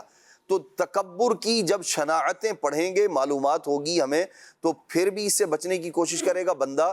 اور جو اس کے علاج ہیں وہ تکبر نامی جو کتاب ہے اس سے بھی پڑھ لیا جائے. ایک تو جو متکبرین ہیں ان کا انجام، جیسے یہ شخص اس نے تکبر کیا. جب آدمی کسی چیز کے انجام سے واقف ہو جاتا ہے کہ میں اگر یہ کام کروں گا تو اس کا انجام یہ ہوگا، تو پھر اپنے آپ کو بچاتا ہے. تو جو لوگ جنہوں نے تکبر کیا، جیسے ابلیس ہے، شیطان ہے، تکبر کیا انجام کیا ہوا. جبلہ بن اہم ہے، تکبر کیا انجام کیا ہوا. تو جب ہم یہ اس طرح کی شناعتیں جانتے ہیں، دیکھتے ہیں کہ بھی اس کا انجام اتنا برا ہے، تو پھر آدمی اپنے آپ کو بچانے کی کوشش کرتا ہے. اسی طرح وہ لوگ جنہوں نے عاجزی انکساری کو اپنایا، انہوں نے جو زمانے میں مقام و مرتبہ پایا ہے، ان کے واقعات کو پڑھے، ان اللہ والوں کی زندگیوں کا مطالعہ کرے اور دیکھے کہ یہ لوگ عاجزی انکساری کر کے اللہ کی بارگاہ میں اتنے بڑے مقام اور مرتبے پر فائز ہو گئے. تو اگر میں یہ طریقہ کار اختیار کروں گا تو اس کی جزا یہ ہے، اور اگر میں تکبر کو اختیار کرتا ہوں تو اس کی سزا یہ ہے. تو پھر بندہ اپنے آپ کو بچاتا ہے. اور پھر ان سب کے ساتھ ساتھ اللہ کریم سے توفیق بھی مانگنی چاہیے. یہ سب سے بڑی چیز ہوتی ہے. بعض اوقات علم بھی ہوتا ہے، سب کچھ ہوتا ہے، معرفت بھی ہوتی ہے، لیکن باوجود اس کے توفیق جو ہے خیر کی اور بھلائی کی وہ بندے سے چھین لی جاتی ہے. تو اللہ کی بارگاہ میں رجوع بھی کرتا رہے، اس کی بارگاہ میں عاجزی و انکساری بھی کرے، اس سے مانگتا بھی رہے، تو اللہ تبارک و تعالی تکبر والا جو انداز ہے اس سے بندے کو بچا دے گا. جی ماشاءاللہ ماشاءاللہ. جی نیکسٹ کال دیجیے. اس سوال کا جواب عنایت فرما دیں. انسان کی شخصیت کو سنوارنے اور اس سے نکھارنے میں عاجزی اور انکساری کے کیا فائدے ہیں؟ جزاک اللہ خیر. جی عاجزی اور انکساری جو ہے وہ سمجھ لیں کہ کردار کا زیور ہے. جس شخص میں عاجزی ہوتی ہے وہ شخص لوگوں کا محبوب بن جاتا ہے. جس شخص میں عاجزی ہوتی ہے اس کے ساتھ رہنے والوں کو اس کے عمل سے اور اس کی باتوں سے فائدہ ہوتا ہے. کیونکہ جب آپ کسی کی اصلاح کریں گے تو عاجزی کے ساتھ کریں گے, آپ کسی کی مدد کریں گے تو عاجزی کے ساتھ کریں گے, آپ کسی کو علم دین سکھائیں گے تو عاجزی کے ساتھ سکھائیں گے. تو وہ جو کہتے ہیں نا اوپر سے آنا, اوپر سے آنے والا کسی کو پسند نہیں ہوتا. جو شخص اپنے مقام سے بھی تھوڑا سا نیچے ہو کر بات کرے نا اس کو لوگ پسند کرتے ہیں. اور پھر جو عاجز ہوتا ہے اس کی سب سے بڑی خوبی یہ ہے کہ اس کی صحبت میں بیٹھنے والا, جیسے عدنان بھائی نے بار بار اس کا ذکر کیا کہ عاجزی کرنے والے کی صحبت میں بیٹھنے والا شخص اپنے آپ کو چھوٹا محسوس نہیں کرتا. اور لوگ اس کی صحبت میں بیٹھنا پسند کرتے ہیں جو لوگوں کو عزت دے, جو لوگوں کا مان رکھے, جو لوگوں کی عزت نفس کو مجروح نہ کرے. تکبر کرنے والا تو سب سے پہلا پاؤں ہی سامنے والے کی عزت نفس پہ رکھتا ہے, اس کی فیلنگز کو ہرٹ کرتا ہے اور اس کو مجروح کرتا ہے. اگلی کال کی طرف بڑھتے ہیں. جی میرا نام محمد بلال رضا ہے, میں خانے وال سے بات کر رہا ہوں. نعت کا سے گزارش کی یہ والا کلام سنا دیں. سفر ہمارا بھی سرکاری ہو مدینے کا. ماشاءاللہ. جی انشاءاللہ یہ فرمائش بھی کوشش کرتے ہیں پوری کریں. جی نیکسٹ کال دیجئے. نعت خان اسلامی بھائی سے عرض ہے. حضور تاج الشریعہ مفتی اختر رضا خان علی رحمۃ الرحمن, آپ کا بہت ہی پیارا کلام زندگی یہ نہیں ہے کسی کے لیے. جی جی نیکسٹ کال دیجئے. میرا سوال یہ ہے, غرور اور تکبر سے محفوظ رہنے کے لیے قرآن اور حدیث میں کون سی دعائیں اور اذکار موجود ہیں جو ایک انسان کو عاجزی کی طرف راغب کرتی ہیں؟ ماشاءاللہ بہت خوبصورت سوال ہے. میرا خیال آپ میں سے جو بھی اس پہ گفتگو کرنا چاہے. عبد الواجد بھائی, ہمیں یہ دیکھنا چاہیے کہ ہمارے آقا مولا صلی اللہ تعالیٰ علیہ وسلم کے جن کی پیروی کا حکم قرآن کے اندر ذکر جو ہے وہ ارشاد فرمایا گیا ہے کہ لقد کان لکم فی رسول اللہ اسوۃ حسنہ. نبی کریم صلی اللہ تعالیٰ علیہ وسلم کی پیروی کا ہمیں حکم دیا گیا ہے. اور آقا مولا صلی اللہ تعالیٰ علیہ وسلم وہ ہیں جو کہ تمام انبیاء کرام علیہ السلام میں سب سے زیادہ فضیلت, یعنی مخلوقات الہی میں سب سے زیادہ فضیلت رکھتے ہیں. لیکن آپ کی عاجزی اور انکساری کا یہ عالم ہے. کیا فرماتے ہیں کہ میں تمام بنی آدم کا سردار ہوں, لیکن ساتھ فرماتے ہیں ولا فخر, لیکن میں فخر نہیں کرتا. تو ہمیں تو نبی کریم صلی اللہ تعالیٰ علیہ وسلم کی پیروی پر چلنا چاہیے. ہم اس سلسلے کے شروع سے لے کر اب تک سنتے چلے آ رہے ہیں کہ جو تکبر کرنے والے ہیں بالآخر ان کا انجام کیا ہوا. بالآخر جو ہے وہ برے انجام سے دوچار ہوئے. فرعون کو دیکھ لیں, حامان کو دیکھ لیں, قارون کو دیکھ لیں, تو ان تکبر کرنے والوں کا حال کیا ہوا. تو جب ہم دیکھیں گے کہ ہمارا جو رستہ ہے وہ نبی کریم صلی اللہ تعالیٰ علیہ وسلم کی پیروی ہے. اور حضور نبی کریم صلی اللہ تعالیٰ علیہ وسلم اتنا بلند مقام و مرتبہ رکھنے والے کہ سب سے اولا و اعلیٰ ہمارا نبی, سب سے بالا و اعلیٰ ہمارا نبی, سارے اونچوں میں اونچا جسے جانیے ہے اس اونچے سے اونچا ہمارا نبی, سارے اچھوں میں اچھا جسے جانیے ہے اس اچھے سے اچھا ہمارا نبی, خلق سے اولیاء, اولیاء سے رسول اور رسولوں سے بالا ہمارا نبی. ایسا بڑا مقام اور مرتبہ رکھنے کے باوجود نبی کریم صلی اللہ تعالیٰ علیہ وسلم کے مزاج کے اندر عاجزی تھی. تو حضور کی جو ہے وہ پیروی کریں گے, حضور کے نمونہ عمل پر چلیں گے تو انشاءاللہ بیڑا پار ہوگا. ماشاءاللہ. یہ جو تکبر نامی کتاب ہے جی, اس کے آخر کے اندر کچھ جو علاج ذکر کیے گئے ہیں ان میں اوراد وظائف بھی ہیں. اچھا, ایک جو حدیث پاک میں نبی کریم صلی اللہ تعالیٰ علیہ وآلہ وسلم نے عمل ارشاد فرمایا وہ ہے سلام میں پہل کرنا. جب بندہ سلام میں پہل کرتا ہے تو یہ جو نیکی ہے سلام میں پہل کرنے کی, یہ بندے کو تکبر سے بچاتی ہے, غرور سے بچاتی ہے. اور بعض اوقات ایسا ہوتا ہے کہ اس نیکی سے بندہ غرور کی وجہ سے ہی رک جاتا ہے. میں کیوں پہل کروں, میرا منصب اتنا بڑا ہے، میرا مقام اتنا، میں اس کو سلام کروں گا، یہ مجھے سلام کرے۔ تو نبی پاک علیہ الصلوۃ والسلام نے حدیث پاک میں اس کی جانب بتا دیا ہمیں کہ یہ نیکی وہ ہے جب بندہ سلام میں پہل کرتا ہے تو اللہ تبارک و تعالیٰ بندے کو غرور سے بچاتا ہے۔ یوں بھی اچھا، پھر جو یہاں مختلف علاج جو ذکر کیے گئے ہیں ان میں جو اوراد وظائف ہیں ان میں یہ ہے کہ جب بھی دل میں تکبر محسوس ہو تو اعوذ باللہ من الشیطان الرجیم ایک بار پڑھنے کے بعد الٹے کندھے کی طرف 3 بار تھتکار دے، تو اس سے بھی بندہ تکبر سے محفوظ رہتا ہے۔ اسی طرح روزانہ 10 بار اعوذ باللہ من الشیطان الرجیم پڑھنے والے پر شیطان سے حفاظت کرنے کے لیے ایک فرشتہ مقرر کر دیا جاتا ہے، اور شیطان جو ہے وہ ظاہر سی بات ہے اس کا کام بندے کو گناہوں کی طرف لے کر جانا ہی ہے۔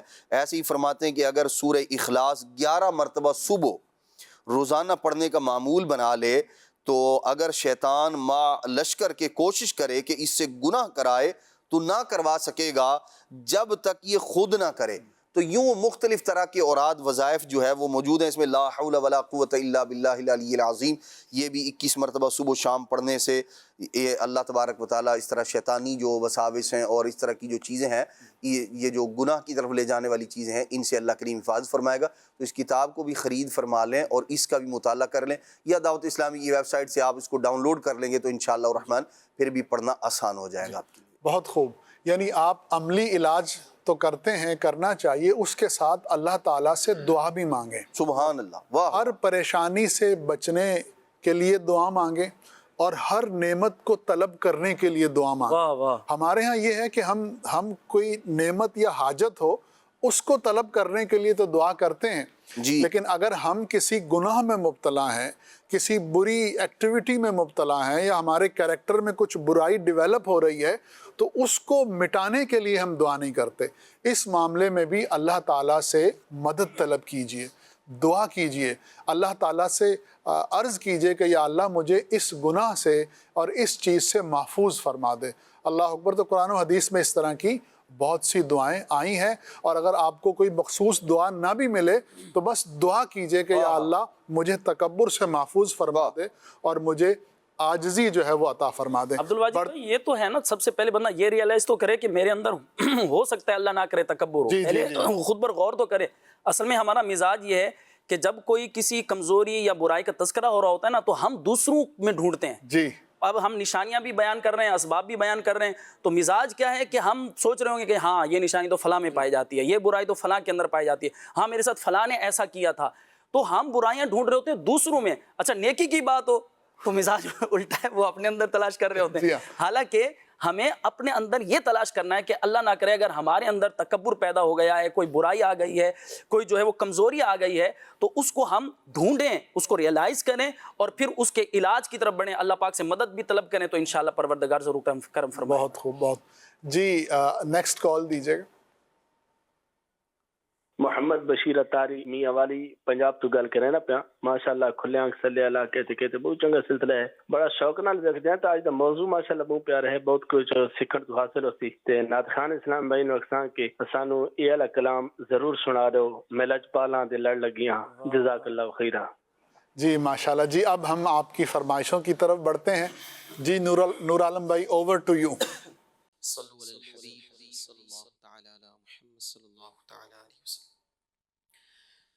جو کوئی غم ستائے تو،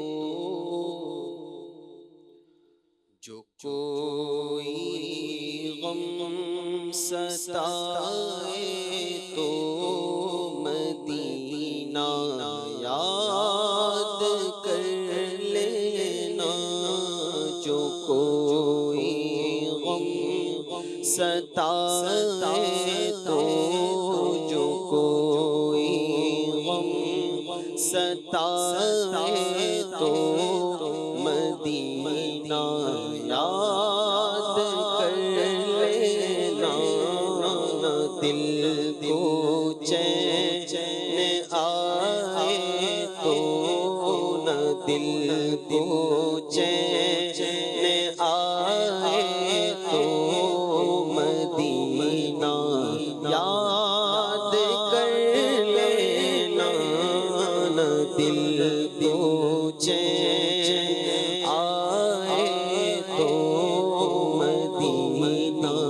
یاد کر لینا عموماً زندگی میں دکھ دن آ ہی جاتے ہیں عموماً زندگی میں دکھ دن آ ہی جاتے ہیں کبھی لمحہ یہ آئے تو کبھی لمحہ یہ آئے تو مدینہ یاد کر لینا سنا ہے مشکلوں میں ساتھ کوئی بھی نہیں چلتا سنا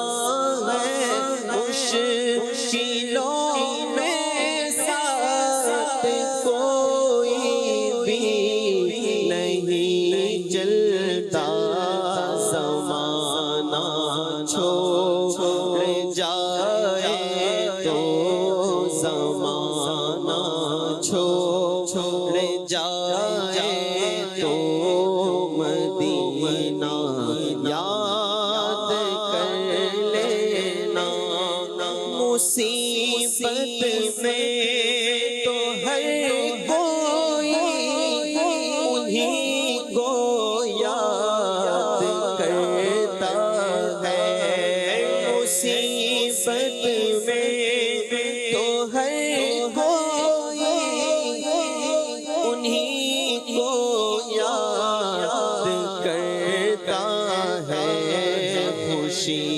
احمد جو آئے تو خوشی احمد جو آئے تو مدینہ یاد کر لینا نہ دل کو چین آئے تو مدینہ یاد کر لینا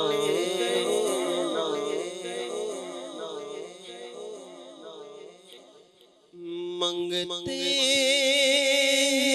کرم ان کا صدا مانگ رہے ہیں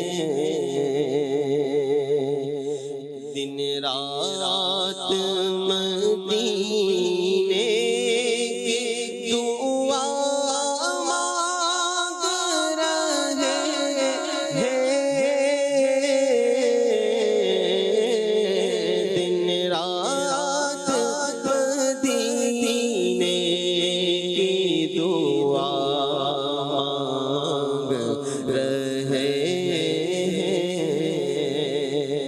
سرکار کا صدقہ میرے سرکار کا صدقہ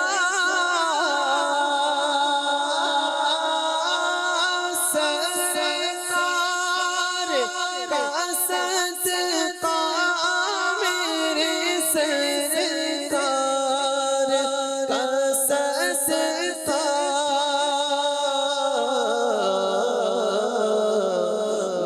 محتاج و پریشان ہو گدا مانگ رہے ہیں دن رات مدینے کی دعا مانگ رہے ہیں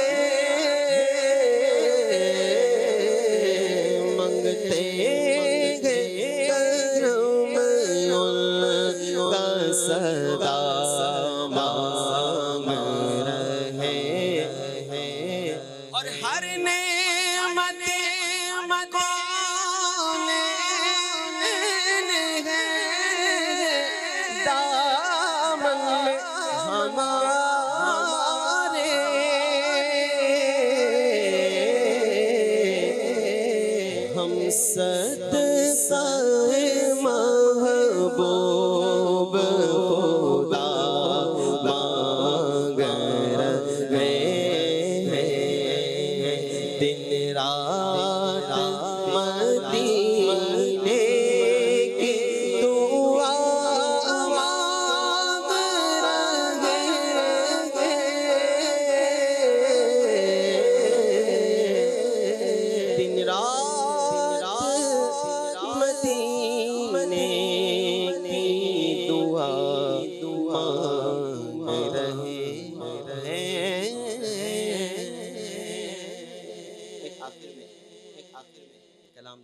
فرمائش کی گئی ہے.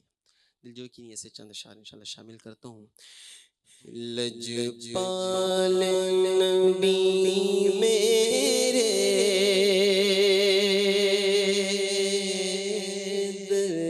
دادی دوا دینا. لجپال نبی میرے دادی دوا دینا.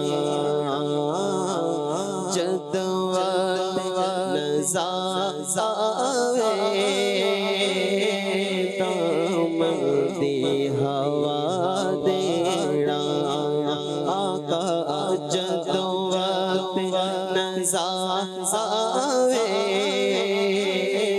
دام دی ہوا دینا. میں نہ تیری پڑھنا میں ذکر تیرا کرنا.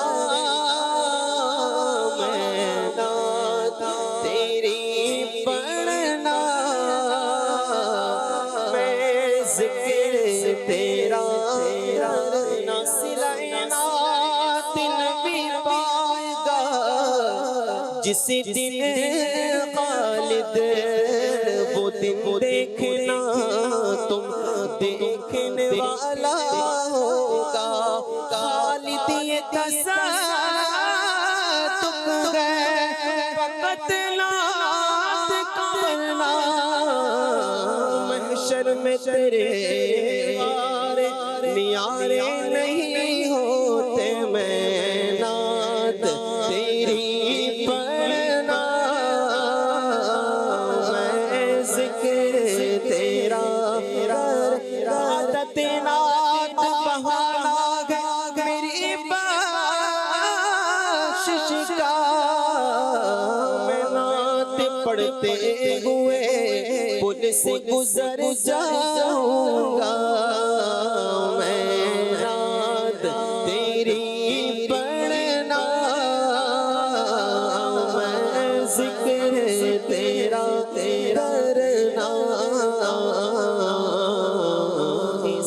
ذکر دی برکت نال میری قبر وسا دینا.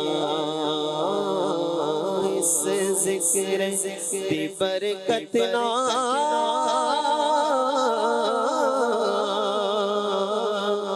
میری قبر وسا دینا.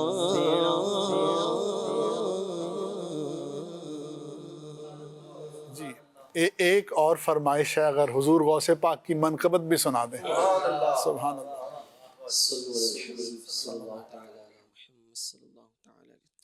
شیء للہ یا عبد القادر شیء للہ یا عبد القادر سکین البغداد یا شیخ الجیلانی شیء للہ یا عبد القادر سکین البغداد یا شیخ الجیلانی یا شیخ الجیلانی یا شیخ الجیلانی یا شیخ الجیلانی یا شیخ الجیلانی یا شیخ الجیلانی یا شیخ الجیلانی یا شیخ الجیلانی شیء للہ یا عبد القادر سکین البغداد یا شیخ الجیلانی.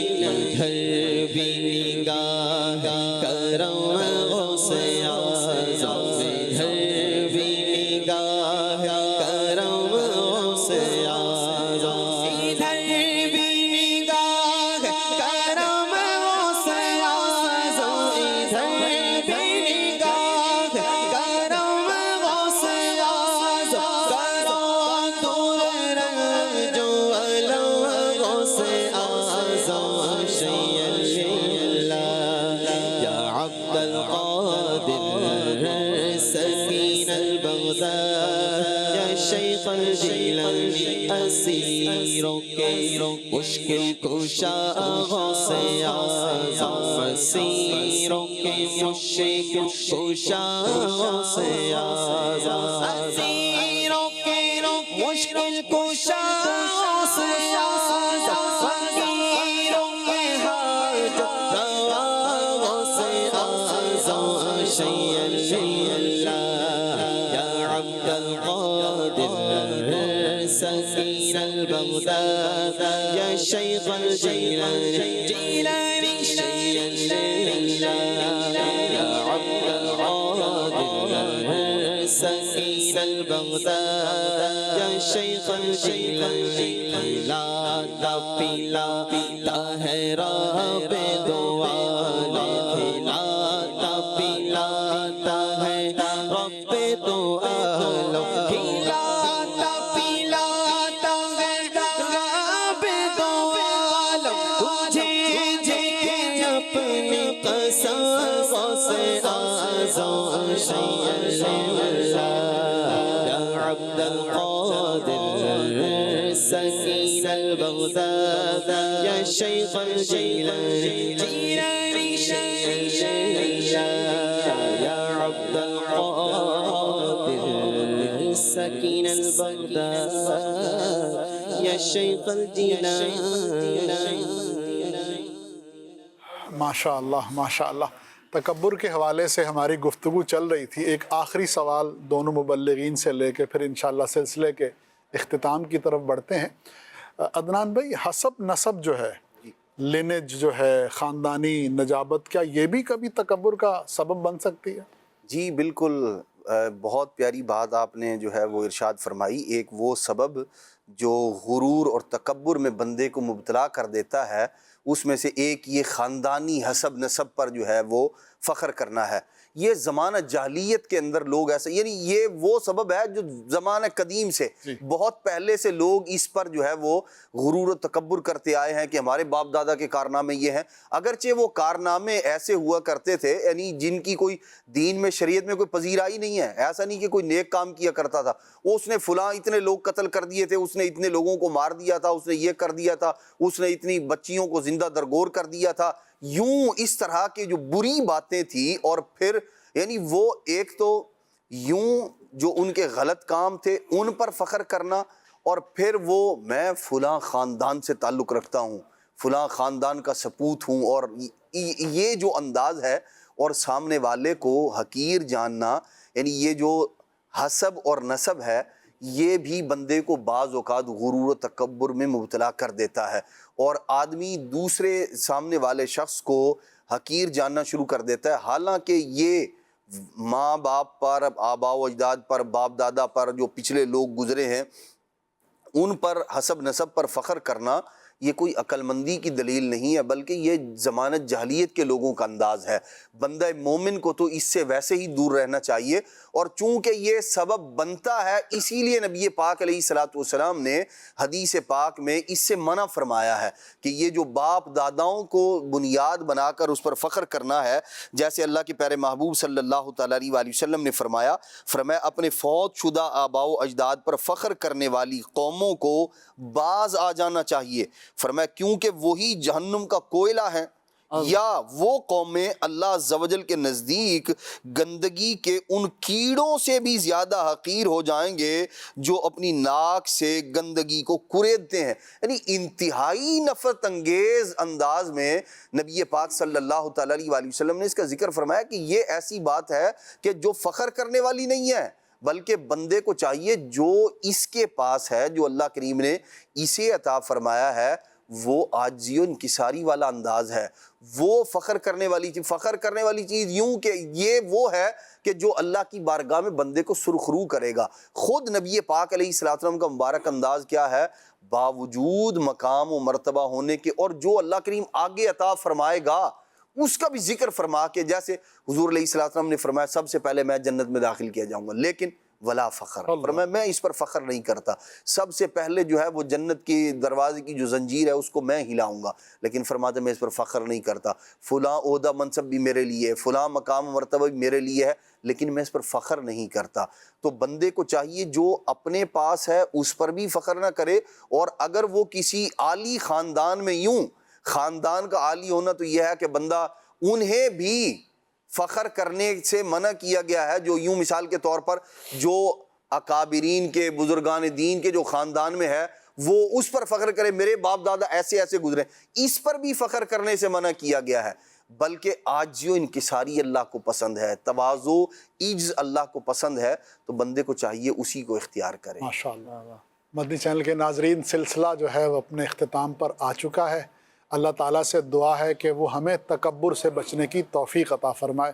مجلس کے اختتام کی دعا پڑھ لیتے ہیں اور پھر انشاءاللہ اس کے بعد صلاۃ والسلام۔ سبحانک اللہم وبحمدک اشہد ان لا الہ الا انت استغفرک واتوب الیک۔ صلاۃ والسلام۔ سلام علیکہ یا رسول، سلام علیکہ یا حبیب، سلام علیکہ صلوات اللہ علیکہ، صلوات اللہ علیکہ۔ غم شناس بھی تم ہی ہو، دل کے پاس بھی تم ہی ہو، دل کی آس بھی تم ہی ہو، دل کی آس بھی تم ہی ہو، اگر دل کو راس بھی تم ہی ہو، یا نبی سلام علیکہ یا رسول، سلام علیکہ۔ پوری یا رب یہ دعا کر، ہم درے آقا پہ جا کر پہلے کچھ آنسو بہا کر، پہلے کچھ آنسو بہا کر، پھر کہے سر کو جھکا کر، یا نبی سلام علیکہ یا رسول، سلام علیکہ۔ استفیل غوث اعظم، گنج بخش فیض عالم، صدقہ امام اعظم، صدقہ امام اعظم، دور ہو سب ہی کے رنجو غم، یا نبی سلام علیکہ یا رسول، سلام علیکہ۔ حق درود تم پہ بھیجے، تم مدام اس کو سرا ہو، کیوں رضا مشکل سے ڈریے، کیوں رضا مشکل سے ڈریے، جب نبی مشکل کوشا ہو، یا نبی سلام علیکہ یا رسول، سلام علیکہ۔ یا حبیب سلام علیکا صلوات اللہ